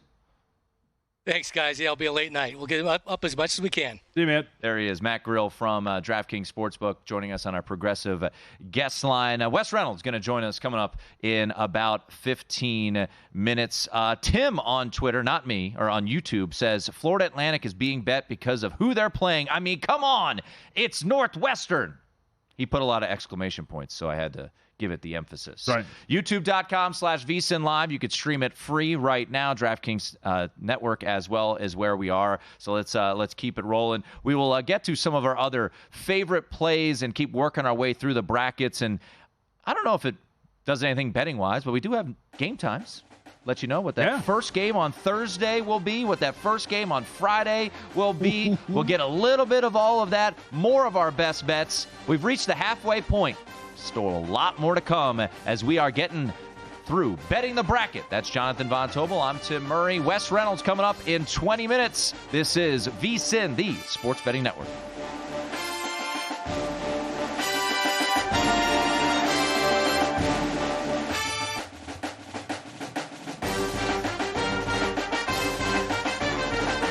This is Betting the Bracket on VSiN, the Sports Betting Network. Before the tournament tips off, start betting smarter. Get a VSiN Pro subscription. You can sign up for a Pro annual sub right now and get your first year for only $199 instead of the typical $240. Just use the promo code MADNESS. Get VSiN Pro access for everything we do for the entire year. We have our daily best bets leaderboard. We have our betting splits from DraftKings. Shows you where the money and bets are moving for every game. Betting systems, premium analysis. You can watch all the shows whenever you want. Plus, our March Mania betting guide, which comes out on Tuesday. Got best bets for every game, for every round of the tournament, and more. Remember, promo code is MADNESS. Get your first year of VSiN Pro Access for less than $200. Sign up today. VSiN.com/subscribe. Ooh, buddy, we're going to have a whole lot of content for you. VSiN.com over the next week. It's going to be it's the best time of year. Everybody's going to be ascending upon Las Vegas, just sitting behind us, watching the bracket release show, JVT. There were people sitting there waiting for it to roll. If you could see, those watching with us, you could see it. It is being donned, the beauty that is the bracket on the Circa big board. If you want to watch this, youtube.com/VSiN Live. We're streaming free. I just tweeted out the direct link at @1TimMurray, @MeJVT is where you can find it. Everyone's left for now. They're ready to go home and start doing their due diligence. They're probably watching the show. That's the way I like to think of it as well. Wes Reynolds going to join us here in just a little bit. The comments are rolling in quite a bit here on YouTube. Let's read a couple of them. Patrick wants to know, Michigan State got in based on Izzo's name alone or what? Michigan State is the 9 seed in the West region where they will play Mississippi State. JVT, this point spread, a game that we haven't talked about really all that much. I don't think a game that, at least initially, I was looking to bet. Looks like DraftKings has this Michigan State laying 1.5, total sitting at 128.5 between the Spartans and the Bulldogs. Winner will more than likely take on North Carolina. This game and region we played in Charlotte. Yeah, Spartans seem to be one of these teams that, similar to some of the others that we've discussed, the metrics really do seem to like. KenPom, for example, still has them as a top 20 team in the country and inside of the top 20 at 18. So I think that's where you kind of get this love from for this squad. The problem is obviously the way that we saw them end this season and some really lackadaisical offensive efforts. In fact, if you look at their last few games, 3 out of the last 4 games we saw them play less than a point per possession for Michigan State. So I'm not really loving this going into it as a 1.5-point favorite, especially against a Mississippi State team that, by the way, 8th in the country in adjusted defensive efficiency at this point right now, and an ability to force turnovers. By the way, Michigan State, but symptom generally of how they play. We see it a lot of time with Spartan teams. One of the worst turnover teams in the country, 290th there. So I think there's a lot of different things that you could point to that would give a Mississippi State team an ability to kind of get in here and pull something off as a very small underdog here. So I think that's probably, for me, what would be the issue is just like a team that has really fallen off offensively in Big Ten play. Maybe it's a symptom of what we have seen here because of where you play, but that's kind of the worry for me is, can you trust Michigan State offensively to get this done? And especially when you're talking about really not being able to turn the ball over, but mostly keeping Mississippi State off the glass and just being able to score with efficiency, because we did not see that in Big Ten play. My initial lean would be Mississippi State in this game. Chris Jans, by the way, this will be the 5th team that he has led to the NCAA tournament. Remember, his last season at New Mexico State, the Aggies were able to pull that big win over UConn and then covered against Arkansas. So you look at Chris Jans, his history. Last year, they were in the first 4. They lost by 1 to Pitt. Mississippi State did. His second year at New Mexico State, they lost by 1 to Auburn. So this is a team this is a coach that knows how to prepare for the NCAA tournament. So I know Izzo does too. Yes, I'm well aware. Tom Izzo is a very good March coach, as we saw last year with a 7 seed, making it past Marquette there in the second round. You can also tweet the show at MeJVT and at @1TimMurray. Terry Ray says UVA versus Colorado State under 118.5. I guess that's a bet for Terry Ray. UVA 362 at a 362 pace of play. Colorado State 298. They're going to lean on it now in the big dance. Be exciting under to watch and win, JVT. And that game will be played on Tuesday night in Dayton. Colorado State, UVA. They are the respective 10 seeds in let me get the bracket right. They are in the Midwest region. There you go. We got too many papers up here. I think really the question here for Colorado State is Isaiah Stevens healthy? We watched them in the Mountain West. I bet him. Yeah, you did, and we, I watched him up close. Got to sit on the sidelines for that one, and sat there and watched. He had a tape all over the calf, and I think that sounds to be like what the issue is here for Stevens. He got off to a really slow start in that game, as we watched. Did kind of come along in the second half in the game, in which they ended up losing to New Mexico. But that's the number one thing for Colorado State. Is Isaiah Stevens fully healthy? Because if he's not, against this defense, we'll give Virginia credit, right? The offense stinks, but the defense is awesome. And if your lead guy, arguably the best player in Colorado State history, is not going to be fully healthy, that's a really big problem for Colorado State. So it's not like he's in any danger of missing this game. He's going to play. The question is, I always say you wish you had like the Mortal Kombat like health bars above the heads to kind of see exactly where you're at, right? Yeah, in terms of health. And that's what kind of gets me. Initially, my circle here would be Colorado State, but because we just don't know how healthy Isaiah Stevens is, you can't really feel confident like really getting into this matchup. Yeah, no, I would agree with that. That first half, for those who watched it, and JVT and I were up close and personal watching it, it looked like a different person, in that body of Colorado State. UVA, this is one of those things, and this is not analytically based, but how often is the team that we gripe about the most? Because UVA is going to be that team. Their Ken Pom numbers stink. No one wants them in the field. They want it in Indiana State. They want it in St. John's, whoever it may be, JVT. And then that team goes out and not only wins one, they win 2 games. So we'll see what Virginia does. But how about that total of 118 and a half on Tuesday night on True TV in Dayton, Ohio. I teased it. Let's get to it. The first game of the NCAA tournament for real, the Thursday, it will be Michigan State and Mississippi State, 12:15 Eastern, CBS, that game in Charlotte, North Carolina. And then on Friday, JVT will be very glued to his television as Northwestern and Florida Atlantic from Brooklyn will take the front and center on CBS. So those are your 2 early games. I'll run through all of them. You can see them on Twitter as well. For you late night maniacs out there, like the 2 of us, 10:15 Eastern Friday night will be Grand Canyon and St. Mary's. So that will be the final game of the first round, late Friday night, JVT. So, man, we're just kind of bouncing all over the place. I do want to hit on a little pod in Memphis, Tennessee. This is in the West region. We talked about it a little bit. Clemson the 6, New Mexico the 11, and it has shown out, which is so interesting, right? Because we talked about it on VSiN Primetime, led to a bet by me on Colorado State because it felt to me on Thursday evening here in Las Vegas that New Mexico was celebrating their victory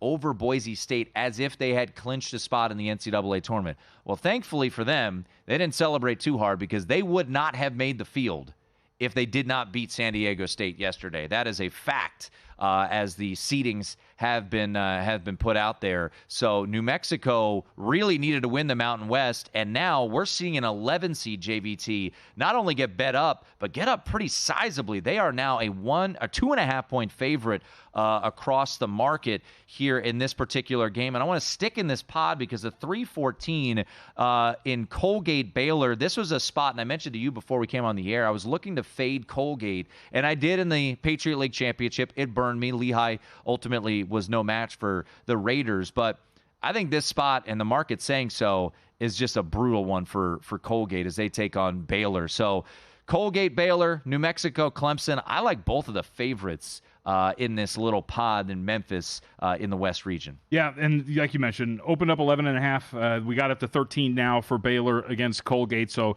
that's going to be, I think, the fascinating part about this. And what's going to be, I think, even more interesting is we saw Colgate really turn things around offensively in conference play. But that's in conference play, not against a team at level that Baylor plays at. But the problem is Baylor in Big 12 play was 12th in defensive efficiency. So if you're going to allow your opponent to stick around inside of a big number, it's going to be pretty fascinating. But I don't think that's going to be the case. I think Baylor's good enough on offense to to expand this distance. And I think the market, I would agree with the move. You mentioned New Mexico. You and I have been on this. I mean, I'll continue to do it. For tournament teams, you want really good guard play. New Mexico's got 3 of them, man. And like, they're awesome in what they provide here with their backcourt play. They've got actually a really solid front court as well, with some size and with some versatility. Multiple shooters, multiple seniors on the roster too. I know it's their first tournament. Jalen House is kind of a weirdo, but in a very good way.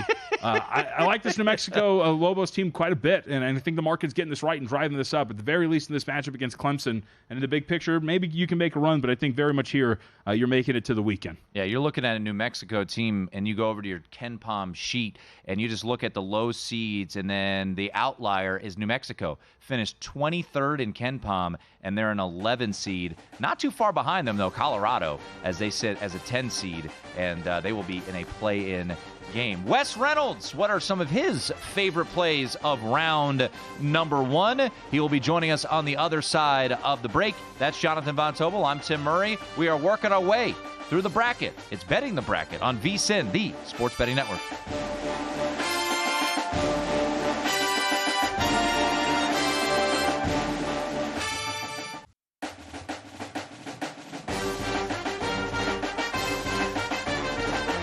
This is Betting the Bracket on VSiN, the Sports Betting Network. There's never been a better time to have skin in the game with DraftKings Sportsbook, because right now we have a VSiN exclusive offer for new DraftKings customers. Earn a $500 bonus bet for every $1,000 you wager. You can earn up to $2,500 worth of bonus bets your first 3 days on DraftKings. Don't wait. Download the app now. Use code VSiN when you sign up. Earn a $500 bonus bet for every $1,000 you wager now. We're live on DraftKings Network, of course, live on all our affiliates across this wonderful country, at VSiN Live on Twitter, and streaming for free on YouTube, youtube.com/VSiN Live, where the comments are flying, man. I love it. I love the comments coming in. This one from Alpha Sports Betting. He said Charleston could shoot their way to an upset high 3-point rate, and they play Alabama, so that could be a fun one in Spokane, Washington. Certainly no home field advantage one way or the other. Also, a bunch of people chiming in, JVT, wondering if our next guest is going to sing. That would be the velvety tones of the one and only Wes Reynolds, who joins us right now on our progressive guest line. Wes, always appreciate you jumping on. Let's jump right into it. We just witnessed Illinois, much to my chagrin, because I had some Wisconsin plus the points, take care of business in a very fun Big Ten championship game. And now they will be taking on Morehead State in the first round. Morehead State very well rested, because they were the first conference champion last Saturday. The Morehead State Eagles winning the Ohio Valley Conference. So it looks like market wide, you can get a 13 as high if you like the dog. At DraftKings, consensus will say 12.5. So this is a game that you're intrigued by that will take place Thursday in Omaha. Yeah, and in fairness, I do have Illinois as part of the Mike Palm and Derek Stevens Bracket Buster Invitational down there at Circa, because I'm such a wonderful blackjack player. I ended up 13th in a 16-man tournament, but ended up with Illinois at 30-1. And look, they've got the offense. I don't know if they really have the defense, but I thought this number was a little high against Morehead State. This was a team that was dominating, a lower major conference in the Ohio Valley, and then lost 3 in a row, and then had to win its last 6, including the 3 in the Ohio Valley tournament in Evansville, to get there. This is a pretty solid team, though. This is a team, by the way, not that this team is any great shakes, my alma mater, that should have beat Indiana down there in Bloomington, and then just got beat in the final seconds. They led virtually the whole game, lost by 1. But look, they'll slow the tempo. They're not going to let Illinois, I think, try to get them in a running game, which is what Matt Underwood and those guys want to do. They're very good at getting to the rim as well, and that's what I worry about with Illinois. It's kind of hard to lay points with this team, even though he did so with Nebraska on Saturday and got there. But now you're laying double digits with the team that just defensively, they don't have a lot of resistance, especially off the dribble. So I think it's probably a high-scoring game that Morehead State hangs in, doesn't have a chance to win, but hangs in the number. Wes, one of the sides that you bet has moved quite a bit. So tell us why you bet FAU and what you make of this move, which now has the Owls laying 3 at multiple spots. Yeah, this has been a big move. I ended up minus 115 on the money line, and now it's probably about minus $1.40 or so. Look, Northwestern, I worry about them a little bit, John, because what we saw at the end of the season where they kind of seem to run out of gas a little bit, and I think a lot of it is due to the injuries.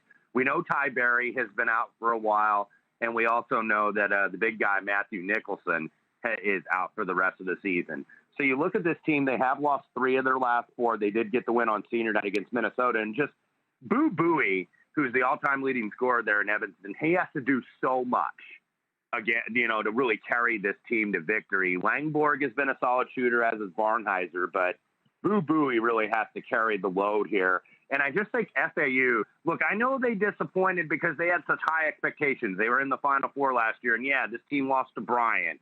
And yeah, this team lost to Florida Gulf Coast, and they lost at Charlotte, and they lost to Temple in the AAC tournament. But this is still a super athletic team that's very well connected, that has experience, obviously, getting to a Final Four last year. So I think FAU is going to be ready to go, play in this Big Ten team. Should be a really good game to see who is going to get a UConn in the second round, but I like FAU here. Wes Reynolds joining us here on Betting the Bracket, and you can follow him on Twitter at Wes Reynolds1. Joins us on our progressive guest line. All right, the pick of the night so far has been UAB versus San Diego State. So buyer beware. But look, it had a little bit to do for me, Wes, of I wanted to see who San Diego State would be matched up with. Came away not all that impressed, even though they made the run to the championship game. And now you got a UAB team who I think actually matches up decently well, has been playing much better down the stretch, winning the AAC. We've seen a little bit of market movement towards the Blazers. But why are you looking towards the Blazers against San Diego State? Yeah, and I know I complained on the X about the Mountain West being underseeded, which I thought that they were. But here's a team that might have been a tad overseeded, I think maybe based on reputation with San Diego State. I thought they might be a 6 or a 7. But one of the concerns for the Aztecs, they just have trouble shooting the ball away from Viejas. 31.3%, that's in the 300s. The defense is still very good. And I think that they're very dependent on Jaden Ledee. These guards have just been kind of in and out this year. Darian Trammell and Lamont Butler. They are very dependent on Jaden Ledee. UAB has some size and they have some athleticism down low, and they can get up tempo and make this an up tempo game. They've now won 5 in a row. Remember, this team was, I think, like 6-5 in December, where it looked like this season was going to get away from them. They had a couple bad losses to Southern Miss and Arkansas State, and then they gutted out an overtime win against Drake and really saved their season in late December and knocked off South Florida twice. The only team to beat South Florida twice in the American this year. So I thought that number was high at 7.5, so I took it with the Blazers. All right, what about the team that ousted San Diego State from the Mountain West tournament, the Lobos of New Mexico, who are about 2.5-point favorites now over Clemson? Is that still a playable number? Yeah, I think you can play it small on the money line. Look, New Mexico won the 4 games in 4 days, and the fact that the committee chair was like, no, they had to win the Mountain West tournament. I was like, really? They had to, I just thought that the Mountain West got disrespected, I think, as a conference in terms of the seeding. And I know they haven't had a lot of success, but the league had a banner year here. So I like them against Clemson just because, number one, I like senior guards in the NCAA tournament. And that's what New Mexico has with House and with Jamal Mashburn Jr. And Clemson has trouble guarding off the dribble against these athletic guards. They're a very good shooting team. They've got guys that can go inside out like P.J. Hall and Joe Girard, very good three-point shooters. But I think that this team is going to struggle with the athleticism of New Mexico. I think they're the more athletic team. And I think despite the fact that Rick Pitino didn't get in the tournament, Richard Pitino is going to move on. Wes Reynolds joining us here. Of course, you can catch him with Matt Humans on VSiN tonight, weeknights here on VSiN. As for the draw, and, we're waiting for and haven't gotten them yet, Wes, but just early kind of pen to paper, were there any teams that you eyed up that you felt like the draw was beneficial and you could potentially see yourself betting them to win a particular region? Well, from a 1-seed standpoint, when you compare all the 4 regions, the team that I felt got the easiest of the 4 draws is actually Purdue.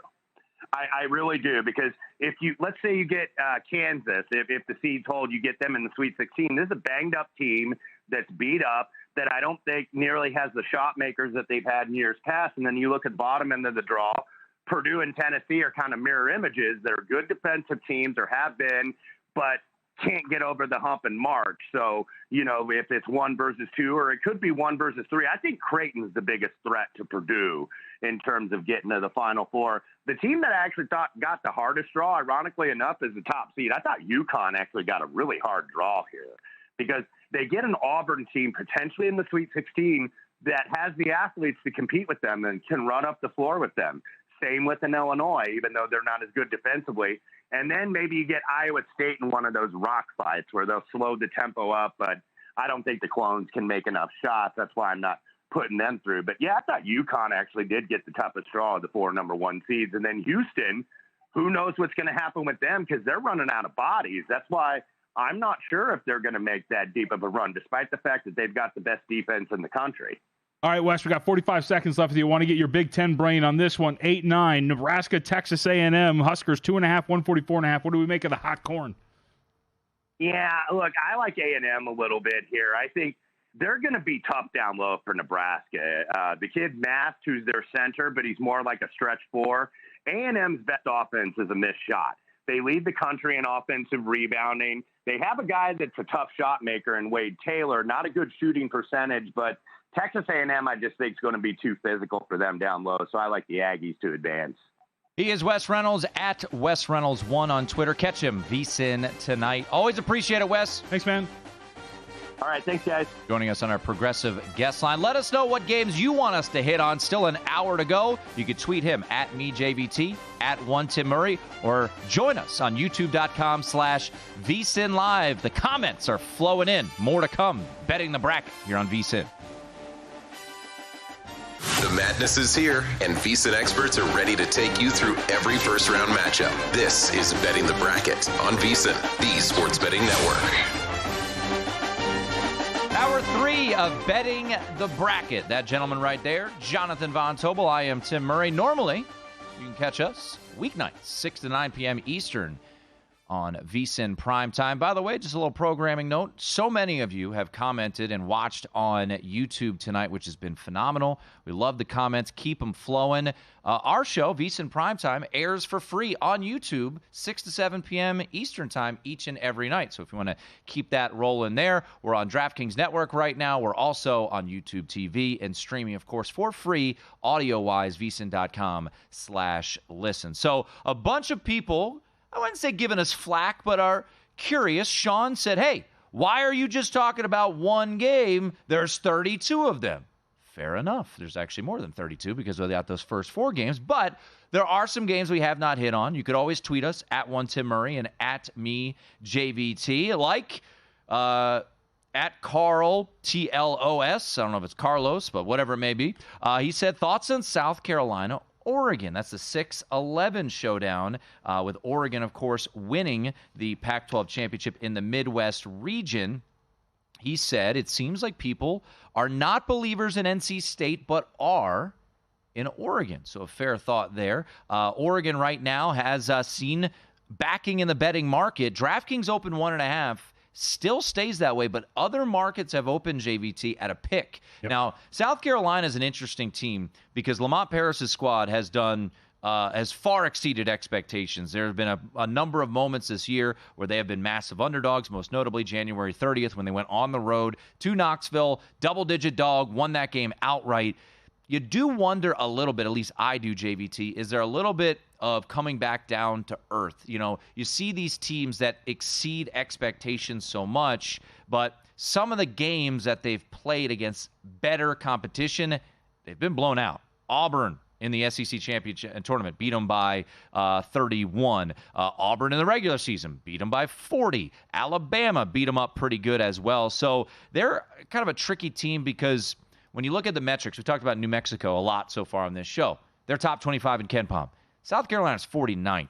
So that's kind of what you're getting into. And then you look at Oregon, a team that Dana Altman's squad, I backed at the end of the regular season against Colorado, and I thought that was a pretty poor performance. They've been a bit of Jekyll and Hyde, but I say last night, though, JVT, I was very impressed by what we saw from the Ducks here in town to get that win-and-in situation. So not a game that I initially had on my card to bet, but definitely a game that will be intriguing, and I would, if I had to guess, I would say that Oregon closes the favorite here. Yeah, I'm pretty fascinated by this as well because we can go to a lot of different directions. You can go to the fact that, again, it's not the biggest deal in the world, but some of the projections, the most famous one, KenPom has this as a 1-point win for South Carolina. You mentioned the market, kind of head around pick.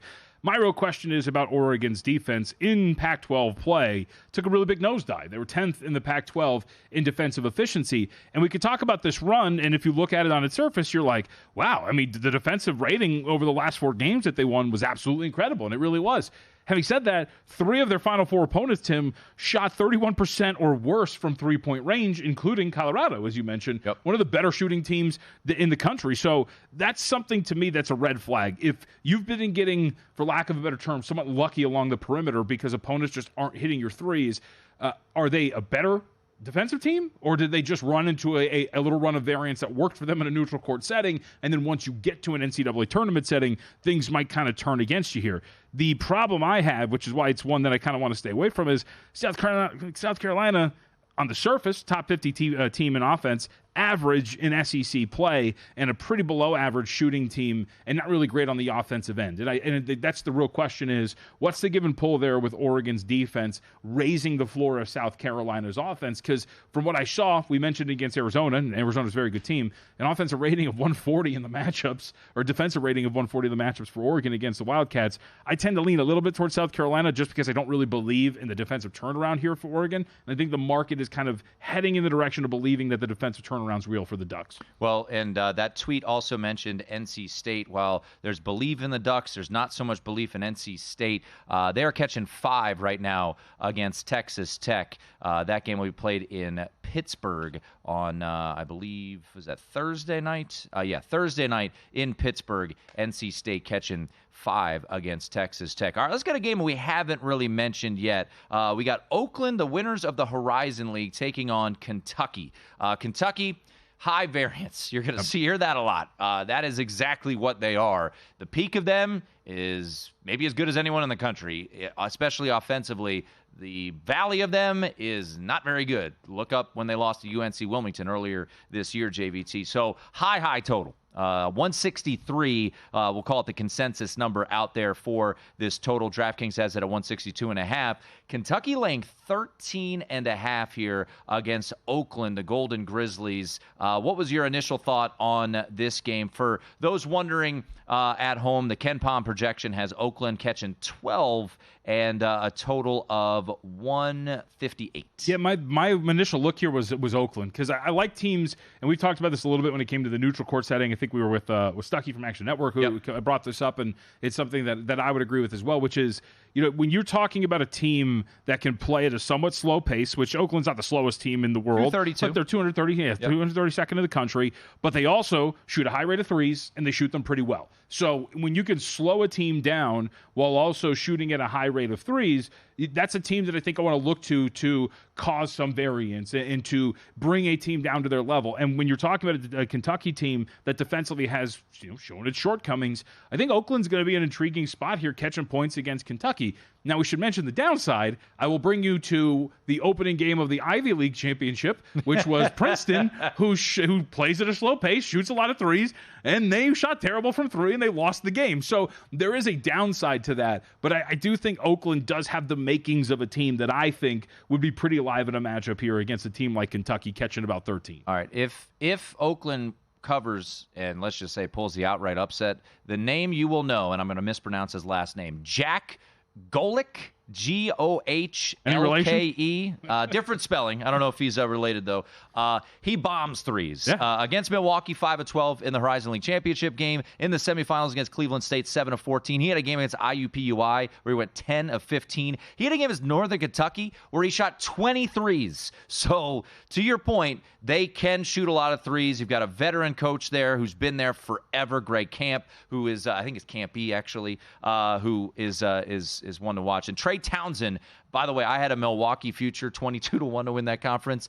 He's still in my nightmares because Trey Townsend in the end of that game just started scoring every single time down. But I think that's a tricky matchup for Kentucky, who is a team that, if they were a 6 or a 7, which with early projections like about a month ago, I would have said, oh, yeah, that's the team we got to look at. Now you do wonder, is Kentucky getting a little too much love? I had, when I was, I had Texas A&M in that opening round game. Texas A&M had an easy go of it from the standpoint of scoring points. Let's hit on something that Matt Humans and Wes Reynolds both mentioned, and I tend to agree. UConn's the number 1 overall seed.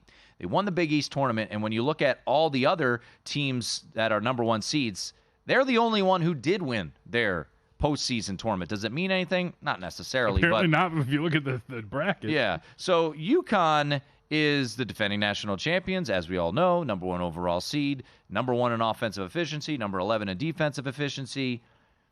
You noted something that I think is worth bringing up here for their first-round game against Stetson. So the market for Stetson and UConn is 144 pretty much across the board. I see 143, which is a significant difference than what KenPom projects this to be. Yeah, so I wanted to make sure. So like I went and I did the math multiple times, and it's a calculator. So if it's wrong, it's on the phone. It's not me.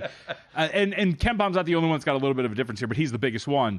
KenPom's got this a projected total of 155. Bartorvik, I just went to go check, has a projected total of about 148. So either way, we're talking about, what was the game that we were talking about? Was the Big Ten championship? It was Maryland Rutgers. Right, where the total was off. Total was way off. So from the projection systems that we've seen that we respect. And it went under. Yep. And so I thought that this was very interesting to look, because now that we get these projections, one of my fascinating things to track is, will the market, as it usually does in a lot of these games, start to take shape? Because we brought this up to Johnny Avello, who joined us in the first hour.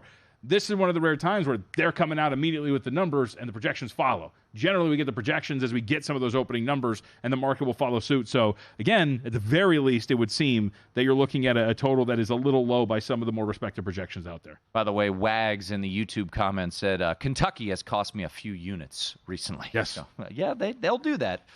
We talked about that on VSiN Primetime. Kentucky is one of those teams, as I would say Gonzaga too, one of those teams when the market gets in love with them, they let you down. At least this year's team. Kentucky, I felt like people loved them. I took the points with Texas A&M. They lose the game outright. I fell for the trap. Gonzaga, St. Mary's. Banana in the tailpipe. Yeah, banana in the tailpipe, as I had mentioned. Let's hit on one more game where we've seen decent line movement here. We got the 2 seed in the South region. That would be Marquette, JVT. They're headed to Indianapolis, where they will take on Western Kentucky. Western Kentucky coming in as the conference champions out of the CUSA. And this thing opened 16.5 and has been on a steady move downward towards the Hilltoppers. Yeah, it's as low as 14 now in multiple shops. So I'm very much interested. You know me, we've done the show enough where I kind of, get kind of interested, like, are we overreacting a little bit? Are we over-factoring in the injury to Kolek? Reports did come out that they expect him to be healthy and ready to go for the NCAA tournament. We thought he was going to play on Saturday night. You're right, and it's the smart thing to kind of go, just wait for the more important one, right? The Big East is important, but just wait for the NCAA tournament. So it seems like he's going to be ready. He was getting shots up, as he told Shaka Smart when he ran into him when he got there to campus. So I wonder how low this is going to get, and if this is a symptom of the market maybe overvaluing the injury of Kolek, who seems to be on track to play. Shaka Smart did tell CBS Sports Network that Tyler Kolek is planning that oblique injury to play. Has not played since February 28th. More best bets from another VSiN insider. Adam Burke joins us next on Betting the Bracket.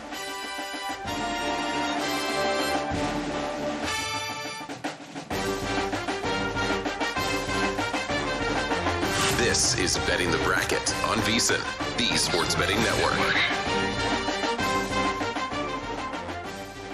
Get your VSiN Pro annual subscription for only $199, folks. Just use the promo code MADNESS. Get access to the daily best bets, the betting splits, and our March Mania betting guide, which will be out on Tuesday. Promo code MADNESS, the $199 instead of the usual $240. Check it out now, vsin.com/subscribe.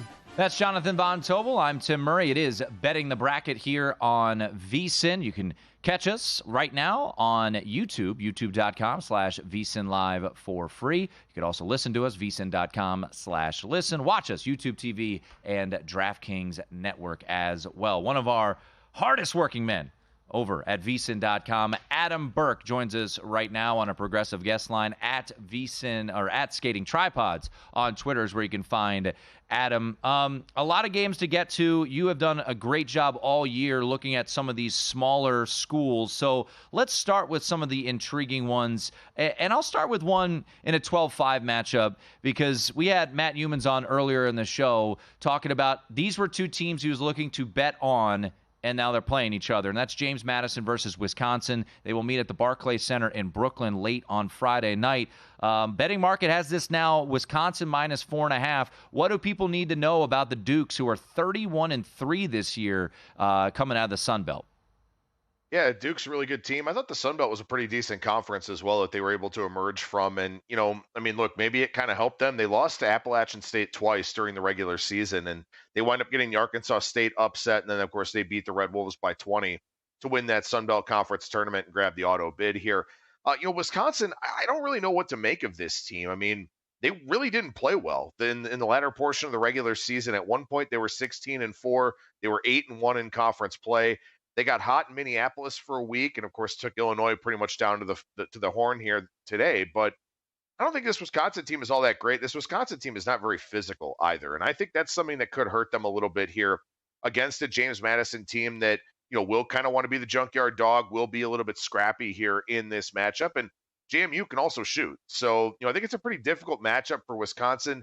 It'll obviously be a very, very popular upset pick. I don't really think I'm going to have JMU plus the points. I don't know if I'll pick them in my bracket or not, but I can see why people are gravitating towards this as being a popular upset pick, and obviously it wouldn't shock me in the least if it is one. I wanted to go to the East and talk about a 6-11 matchup, Adam. Duquesne taking on BYU. 7.5 was the open. 140.5 was the opening total. We're up to 142.5. I think I saw something around Duquesne. Was it like the first NCAA bid in nearly 50 years? What do we make of this spot here for Duquesne catching about 7.5 points against the Cougars? Yeah, I believe 1977, the last NCAA tournament appearance for Duquesne. Really well coached with Keith Dambrot, a guy who was very successful at Akron for a while. Guys, this kind of reminds me a little bit of what Richmond did a couple of years ago, where Richmond just went on a warpath through the A10 tournament. They won 4 games in 4 days, Duquesne winning 4 games in 5 days here. But then Richmond rode that right on into the NCAA tournament. They beat Iowa in their first round game before running out of steam against, I believe it was Providence, in the second round. I think Duquesne gets a really tough matchup here, though, against BYU, a BYU team that dominated a very bad non-conference schedule. That kind of skewed their metrics a little bit. Heading into Big 12 play, I think they wore down a little bit in that conference. It's much more physical, than where they were previously in the West Coast Conference. And also, it's one of those things where, they were going to a bunch of different venues they hadn't really played in. They're a jump shot-oriented team, stuff like that. So I think BYU, this is a tough matchup here for Duquesne because BYU, metrics-wise, really, really good team throughout most of the season. They've got shooters all over the floor. I don't know if Duquesne has the length, the athleticism, the speed to keep up with a team like BYU. So maybe there's a little bit of Richmond 2022 in this Duquesne team, but I think they got a more difficult matchup here than what the Spiders had with Iowa a couple of years ago. Adam Burke joining us here on VSiN, on Betting the Bracket. Went the whole show. Almost went the whole show. Man. VSiN Primetime, by the way, you can catch 6 to 9 p.m. Eastern every weeknight. Adam, let's get to another game, and we've heard a couple gripes from comments that the committee pairing up 2 mid-majors against each other. Gonzaga, I felt like, and JVT agrees, man, a 5 seed? All right. Thought they were going to be on the 7 or 8 line, but they get a 5 seed. They got McNeese State, a team that went 30-3 this year out of the Southland Conference, completely ran roughshod of that conference tournament. Can Will Wade's squad catching, about 5.5 in this spot against Gonzaga? Can McNeese State be competitive against the Zags? Yeah, I think they certainly can. I mean, Will Wade's done a phenomenal job with that program, and that is a very feisty, very physical team as well. I think it is a difficult matchup against a Gonzaga team that really wants to push the tempo, can score from anywhere on the floor. Guys, I love that pod in general. I think Samford and Kansas is a really, really intriguing game, especially with the Jayhawks being as shorthanded as they are. Look, the committee does this on an annual basis. It's one of my biggest gripes with March Madness. They always put these mid-majors together, and honestly, this is kind of built in there to knock down Samford if they're able to knock off Kansas as well. So that's pretty frustrating to me. But look, I think the way that Gonzaga played throughout the course of the second half of this season, I know they came up short in that conference championship game against St. Mary's, trying to beat them for the second time with a really quick turnaround. But Gonzaga played much better throughout the course of the season here. And as great of a story as McNeese State is, the Southland Conference is awful. I mean, Texas A&M Corpus Christi is a pretty good team. Other than that, that conference is really, really bad. So, while McNeese has a really impressive record, while they have dominant metrics in a bad conference, Gonzaga, battle-tested team, really good head coach. This is not the kind of matchup you wanted if you're McNeese State. I think Gonzaga wins and covers, to be honest with you. All right, nothing says sexy like the 361st ranked team in terms of pace and the 334th best offense in the country. What are we doing here? Wagner and Howard. It's going to tip us off 3 in favor of Howard with a total of 127. Yeah, now we're really speaking my language here with some of these teams from the small conferences. Look, I mean, I'm mad at myself because I should have had Howard coming out of the MEAC here. I was a little bit worried about their draw and how they wound up playing number 1 seed Norfolk State before they got to the finals. I wound up being on NC Central in that one, and they did not play well against Delaware State at all whatsoever. But Howard is a pretty talented team. I mean, they're kind of a pesky MEAC team here. Bryce Harris is a pure scorer. Seth Towns is a guy who transferred in from Ohio State. They've got some talent here to be sure. And, they turn the ball over a ton, as a lot of teams in the MEAC do. But Wagner plays at that slow, boring pace. They don't really force a ton of turnovers. I like Howard in this game. I mean, I think Howard, from an athleticism standpoint, is just going to run circles around Wagner here in this matchup where, again, I think that they can kind of take Wagner out of their element a little bit, pressure them, speed up the tempo of this game. I think that'll make Wagner uncomfortable in that, first 4 matchups. So I do like Howard to advance and cover in that one. Yeah, that's right, YouTube listeners. Yeah. We just talked about Wagner Howard. We're hitting them all tonight here on Betting the Bracket. Adam Burke joining us here at Skating Tripods on Twitter. Also, one of the commenters wants to know if you're ready for baseball season. So get ready. Oh, by the way, Adam is. And if you go to the website at VSiN.com, he's got these team previews that are coming out. Are they all up? There are 19 up today. It's kind of funny, the duality of this industry. I wrote up my Colorado Rockies preview this morning on the day where Selection Sunday with the bracket coming out. So all the excitement about college basketball, zero excitement whatsoever about the Colorado Rockies, who may have the worst starting rotation of the last 30 years. Weren't expecting to get a little Colorado Rockies insight on Betting the Bracket, but there we are with Adam Burke. All right, Adam, let's get to, I believe, your alma mater, the Akron Zips, the winners of the Mid-American Conference. They are the 14th seed in the Midwest region. They're headed to Pittsburgh, Pennsylvania, where they will take on the Creighton Blue Jays. Right now, you can get a 13 out there, a little bit of buy on the Zips. How do you look at your alma mater and their chances against the Blue Jays? I think they got a decent chance to cover. I mean, obviously it's a pretty short trip. The Fear the Roo, I can't remember, the AK Rowdies. That's actually what the fans are called there in the Rubber City.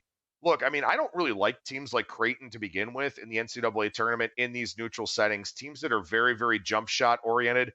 That being said, Akron took a bunch of really bad jump shots in the game against Kent State where they got very, very fortunate to win. But I love the matchup of Enrique Freeman and Ryan Kalkbrenner here. Those are 2 guys that are going to be banging down low. Should be a whole lot of fun. Akron's got some guys on the perimeter that can score, and also they are very aggressive closing out at the 3-point line. And I think they could alter some shots here for Creighton. I think this could end up being a fairly ugly game, which would definitely benefit the Zips.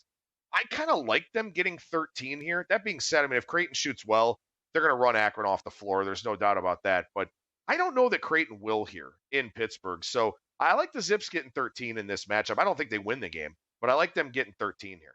Maybe they'd win the game if they're, one of their former students sent them some more money, huh? You know what? I was texting some of my buddies yesterday. I said I'll donate when they win a bowl game. Okay. You hear that, Joe Moorhead? Shots fired from Adam Burke. All right, final 30 seconds here. One of the games of the day, New Mexico, Clemson. What do you got? Yeah, Brad Brownell doesn't get mentioned in the same breath as Rick Barnes and Matt Painter, but he absolutely should. He's horrible in the conference tournament. He's horrible in the NCAA tournament. New Mexico's the better team. They deserve to be favored as they are. New Mexico over Clemson is probably my favorite of the first-round picks. By the way, Wags really appreciates his breakdown of Howard and Wagner. Make sure you check out all his work over at VSiN.com. He is Adam Burke, joined us on a progressive guest line. Johnny Avello, the latest line moves for round 1 of the NCAA tournament. He'll tell us about it next here on Betting the Bracket on VSiN.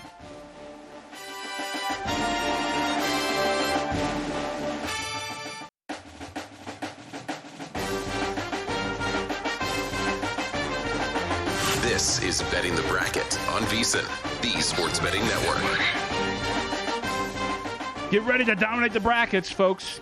Turn your picks into profits this tournament with the upcoming VSiN Pro March Mania Betting Guide. Inside the guide, you're going to find expert strategies, insider tips, in-depth analysis. It's going to give you the edge you need to outshine the competition. From underdog upsets, championship predictions, VSiN Pro Betting Guide is going to have everything. Brackets from hosts and experts, NCAA tournament betting trends, and of course, best bets for every round of the tournament. Don't miss out. Download the VSiN Pro March Mania Betting Guide on Tuesday at VSiN.com/betting guide. That's VSIN.com/betting guide on Tuesday. That's Jonathan Von Tobel. I'm Tim Murray. Thanks for hanging with us all evening long here on Betting the Bracket. And as JVT mentioned, we ain't done. We'll be breaking this thing down all week long, leading up to the play-in games, or the first four, I guess, is the exact terminology, Tuesday and Wednesday night. NIT shows coming up here in, 30 minutes for us? Yeah, you'll do that one. Yeah, that'll be fourth hour of this program. Yeah, I'm sure Greg will be all over it. But the comments have been flowing, and we appreciate all those who are watching on YouTube, youtube.com/VSiN Live. It's been awesome. Love the interaction. Just a little plug, VSiN Primetime, our show, 6 to 9 p.m. Eastern Time every weekday. We are on YouTube for free, youtube.com/VSiN Live every first hour of the program, 6 to 7. We include our best bets for that night and break down that evening's card. So keep it out. Keep it up, man. We love it, and we appreciate all of the great comments, the questions, and all of that. And way back in the beginning of this show, we had on Johnny Avello from the DraftKings floor, and we have asked him to change the scenery for us because, if you're going to have the same guest on, we need a little different look, right? So Johnny Avello joins us from his lovely home, and he is, of course, the director of race and sports operations for DraftKings. It's been flowing every which way, Johnny. So games with the biggest moves that you've noted, or maybe early handle, early intrigue, has anything popped out from the folks at DK regarding that early handle, early line move? Well, since we last spoke, we had some games that didn't move at all. We had some totals that didn't move. Actually, when we last spoke, there was one total that moved. Now it looks like at least 50% of them have moved. And I think a lot of that had to do with us going up, then others going up, and then you had some comparison, and we're able to bet maybe a lower or higher number at that point. I think that was the reason why the totals weren't moving. But now that we're up, and probably a lot of other spots are up, now you've got a little bit of a gauge on comparison. You always like to look at something else sometimes before you make your bet. You asked what games have moved a lot. Northwestern opened a 2-point favorite. Florida International is now, or Florida Atlantic is now the 2-point favorite. So that's a pretty sizable move from 2 one side to 2 the other. That's probably the biggest move of all the games so far. I can tell you the team they really like is they love James Madison. I mentioned that before, guys. They're going to continue. This game's now down to 4.5. Totals up to 144 from 143.5. That's a side they just can't lay off of. Not going to be surprised if that thing goes to 4 or even 3.5 from what I'm seeing here on just one-sided play. Johnny, for the week leading up, obviously I think it's pretty clear, right? A vast majority of your handle will come in as we get closer to Thursday and Friday. But I'm curious, these first 4 games, because they're tournament games, how much of an increased handle will you see on games like Howard, Wagner that you wouldn't expect? And what do those games do on those first 2 days before the real first round? Well, anytime you put a couple of games like that in an isolated window, they're going to do really well. So I expect Howard, Wagner, Howard, we opened 2.5. We're up to 3. I expect that game to write a real fair chunk of money. And the same with Montana State Grambling. That's up to 4 from 3.5. Montana State. Those two are the teams that a lot of the bettors get to see, all year long. They get to see them at tournament time, or if you follow those conferences, which is rare. There's very few that do. The other 2 games, Virginia, Colorado State. That's a solid game. Colorado State from 1 up to 1.5. And Colorado versus Boise, they're a 2-point favorite. That's a solid game. So you take one game that people are aware of, you sprinkle in a teams that they're not so aware of, but they're both going to write a fair amount of money. I'll be interested to look at, and I'll tell you guys, what the percentage of the teams that are so-called secondary compared to the to the marquee teams right on those first two games, Tuesday and Wednesday. I'll let you know next time we speak. We're talking once again to Johnny Avello, who's joining us here on Betting the Bracket, Director of Race and Sports Operations for DraftKings Sportsbook, joins us on our progressive guest line. How normally, Johnny, is the one-seed games bet? Now, a couple of these games, obviously, the Purdue game, there's no line yet because they have a play-in situation, and North Carolina as well. But, thinking back to last year, we did see a Fairleigh Dickinson over Purdue. Historically, do folks want to lay the chalk? Will they take the points? Will they take a little pizza money, throw up money line? Normally, how are these 1 versus 16 games bet? Well, some like to take the big chalk and parlay the money lines on those games, thinking that they're not going to lose the game. This is their thinking anyway. They're not going to lose the game, but don't know if they're going to cover the big number, because all 4 of our number ones are going to be 20. They're all 20s, except Arizona. Actually, the dog in Long Beach State actually took a little money, plus 20.5. So the 2 ways to bet them, they're going to see people put them in money lines and try to leverage a money line play. And then some are going to take a shot with these teams winning the game outright. I just don't see it this year, guys.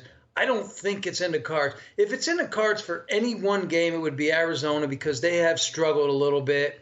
And, Arizona playing Long Beach State. Long Beach State looks like a team that's a 2-6-15, by the way. But that looks like a game where a 2 possibly could get knocked off. The 1-16s, I just don't see it. Not this year.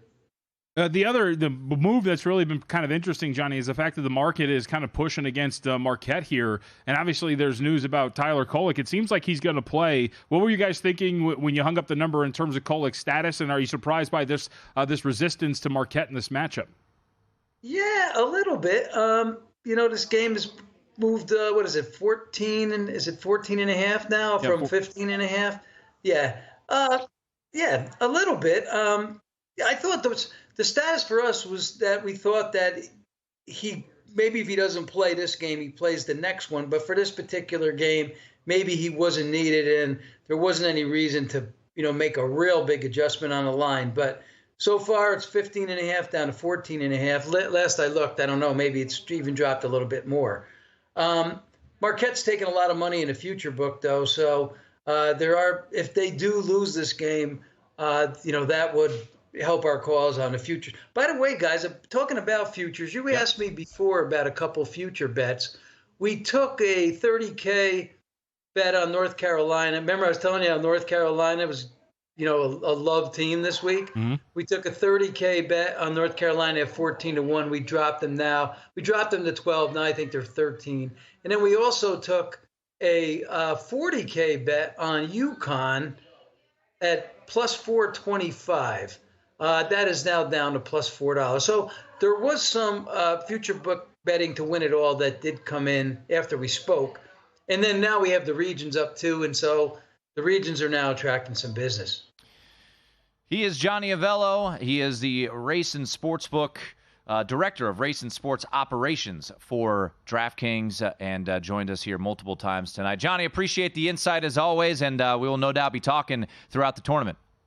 Thank you, guys. You're towards your end of the night, so enjoy the last hour or so. Appreciate it. There he is, Johnny Avello. So what was the quote he had? He joined us on our progressive guest line there. JVT, people, I had it written down here, love James Madison.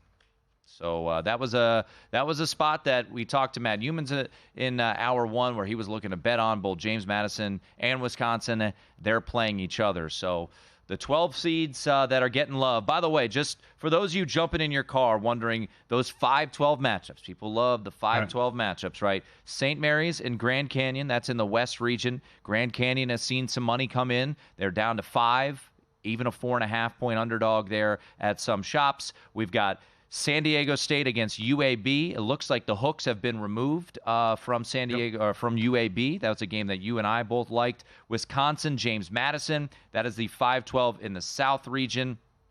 Wisconsin, looking at that line, JVT, have we moved much in that one? Wisconsin's down to 4.5. Yeah, even one shop out there at 4. And then the other one, Gonzaga and McNeese State. McNeese State is getting bet, I believe, in this one as well. I think the hooks are all removed from that one. Even a 5.5 out there in the market. That opened at 6.5. Let's see. And this is, by the way, VSiN.com's got a lot of great stuff. You mentioned the 5-12s really quickly. Great article up in terms of betting trends. 18-31-3 against the spread versus 12 seeds 5 were going into last year. All right. 4-0 straight up and against the spread last year. Never know. All right, final segment coming up, a recap of our favorite plays. This has been Betting the Bracket. One final segment. Join us, VSiN.com/listen.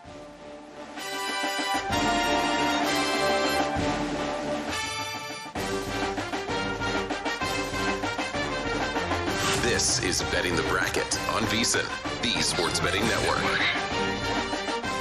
There's never been a better time to have skin in the game with DraftKings Sportsbook, because right now we have a VSiN exclusive offer for new DraftKings customers. Earn a $500 bonus bet for every $1,000 you wager. You can earn up to $2,500 worth of bonus bets in your first 3 days on DraftKings. Don't wait. Download the app now. Use code VSiN when you sign up. Earn a $500 bonus bet for every $1,000 you wager now. It is Betting the Bracket here on VSiN alongside Jonathan Von Tobel. I am Tim Murray. Thanks to all of you that have been listening, watching all evening long. We'll have a little bit of a recap of our favorite plays to get to here momentarily. Thanks to Johnny Avello for a couple appearances there with some of the line movement here. So running through just where we stand right now for the first 4 games, the first game of the NCAA tournament is Howard Wagner. And it is in Dayton on a Tuesday night. Wagner catching 3 against Howard. And then Colorado State and UVA. Believe it or not, JVT, this has been bet up. 119.5 total sitting there. And Colorado State catching or laying 2. The other 2 first 4 games. Wednesday night, Grambling State, Montana State. It looks like Montana State laying 4. Boise State catching 2.5 against Colorado. Anything initially jump out to you in the first 4 games? Honestly, it is Colorado State. It's just I do have some trepidation just knowing that I watched Isaiah Stevens with that tape on his calf really struggle in the first half in their Mountain West Conference tournament loss. So I'm going to definitely keep an eye on some news coming out of Colorado State. Again, I do believe that he's going to play. I don't think there's any question that he's not. It's just how healthy he is.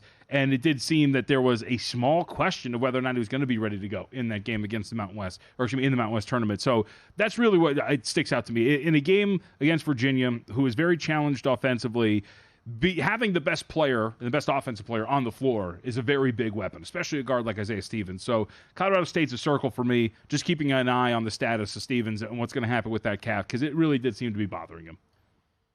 Michigan State and Mississippi State will be the first game of the Thursday portion of the bracket, and really when some people believe the tournament gets underway. Michigan State laying 1.5 against Mississippi State. A circle, not a bet yet, would be Mississippi State for me. Chris Jans, who's had his fair share of success, at least ATS, in the NCAA tournament. I know last year they lost by 1 to Pitt. But I loved what I saw from Mississippi State against Tennessee in that quarterfinal showdown to beat them in the SEC tournament. So initial lean for me on Mississippi State, kind of in that early pod there down in Charlotte. These games taking place in Charlotte. Anything else from those? We got St. Peter's, Tennessee is another game that'll be taking place in Charlotte, North Carolina. Nothing that sticks out, at least of the ones that you have mentioned up to this point. I do have a laundry list of matchups that are very intriguing. All right, let's run through them. By the way, VSiN Primetime, we will run through all of these matchups as we get ready for the NCAA tournament. Hit us with some of the matchups that we have not touched on or maybe glanced over a little bit so far. So I think of the ones that is on my list now that I'm very intrigued by, Texas Tech, NC State is up there too, mainly because look, NC State, we obviously know how hot they've been, winning the 5 games, whatever it is. You do have a question of Warren Washington, right? The lone 7-footer on the roster for Texas Tech, and whether he's going to be available. They've missed the last 6 games, I believe it is. You're going to need him against big old DJ Burns. And I kind of, maybe at least in this first game, Tim, I know there might be a lot of like, hey, can they keep this up? And that is a fair question. But I think at the very least in the first game, when you have an advantage like a skilled big like DJ Burns, I think you're going to maybe have something here. So I'm very interested to see what the market does with this and what the market does in its belief or lack thereof of NC State. I think that's very much there. That one in the same bracket, Kentucky and Oakland. Oakland catching about 13.5 points. By the way, that total's been bet up from, I think I had this at 160.5 at the open. It's up to 162.5. I think that makes a lot of sense.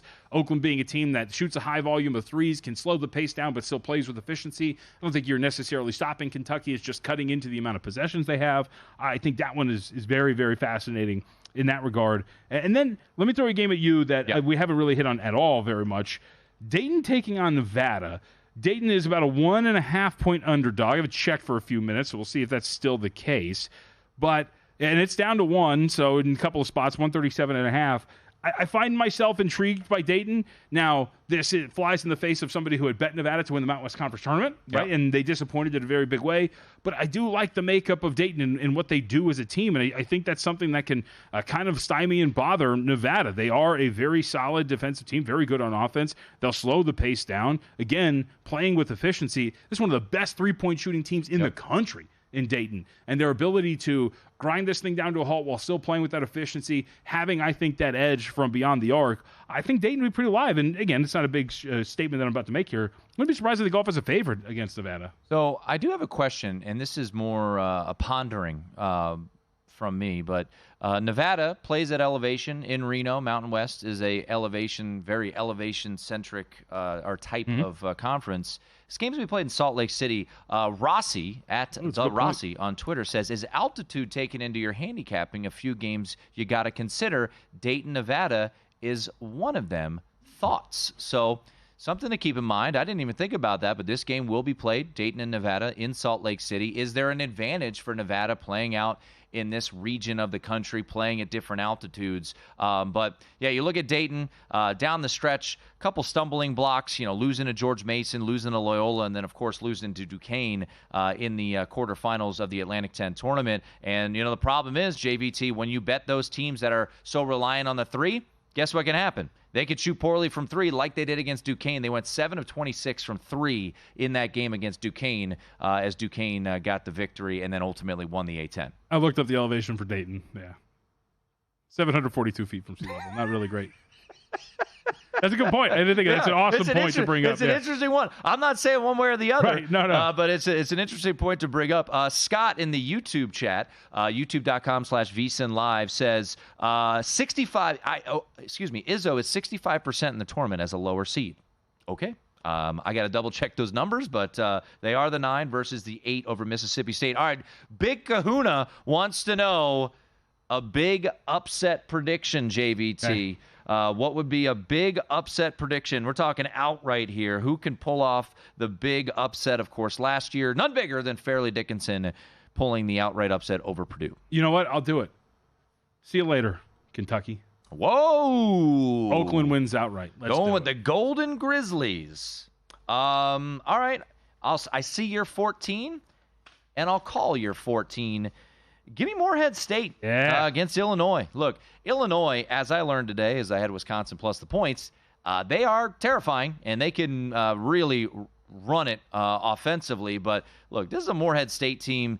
They're going to be the most well-rested team in the tournament. They haven't played since last Saturday. I don't know if that's good or bad. But I really like this Morehead State team. They're not elite offensively or defensively, but, the interesting thing is they're going to make you work on defense. They work their offense quite well. They are their effective field goal percentage, JVT, is 35th best in the country. They shoot well from inside the arc. I think Morehead State, a team, coming out of the Ohio Valley Conference, they've won 6 in a row. They're going to make Illinois work. And if you want a big upset, maybe I'll go Morehead State to win outright there against the Illini. That is a 3-14 matchup in the East region. JVT, let's just do first blush. Actually, we probably won't have a ton of time for this. East region, your top seeds, UConn, Iowa State, Illinois, and Auburn. Who comes out of the East? I think it's hard to go against UConn. I'll go with UConn. I think Auburn's going to give them a hell of a battle in the Sweet 16. I'll say Auburn or UConn come out of the East. Midwest, we've got Purdue as the one. No, I take it back. I'm sorry. I got my, Iowa State. Oh, give me Iowa State. My Cyclones. Yeah. That's your guy. Yeah, TJ Altenberger's awesome. I got this future on the Cyclones. We're riding with them. Let's go. Midwest, Purdue, Tennessee, Creighton, Kansas, Gonzaga. Who comes out of the Midwest? This one I feel like has some nonsense to it. I'll go with give me Arizona. Arizona's in the West. Midwest. Oh, did you say, I'm sorry, Midwest. I'm sorry. I thought you said West. I'm all over. It's been 3 hours. You know what? Okay. I like it. Let's go Creighton. Ooh. You can yell at me, make fun of me. I'm trusting Rick Barnes. Give me Tennessee. West. Let's go to the West. UNC, Arizona, Baylor, Alabama, St. Mary's. Who comes out of the West? Arizona. All right. Arizona. I'll agree with you on that one. And then out of the South, Houston, Marquette, Kentucky, Duke, Wisconsin. Who comes out of the South region? You know what? Nobody's going to remember this. Give me Wisconsin. The Badgers. They're hot, baby. They're hot. They are hot. I kind of want to take Kentucky, but I also think they might lose in the first round. So I know. Give me Houston. I don't trust it. Favorite bet of the first round in the NCAA tournament, JVT, is what? UAB. I agree. I'll go a little different. And what else did I bet? I got to find my bets here. I will say, as we sign off, Drake over Washington State. Thanks to Brian Ortega, our producer. Thanks to all of you. For JVT, I'm Tim Murray. This has been Betting the Bracket.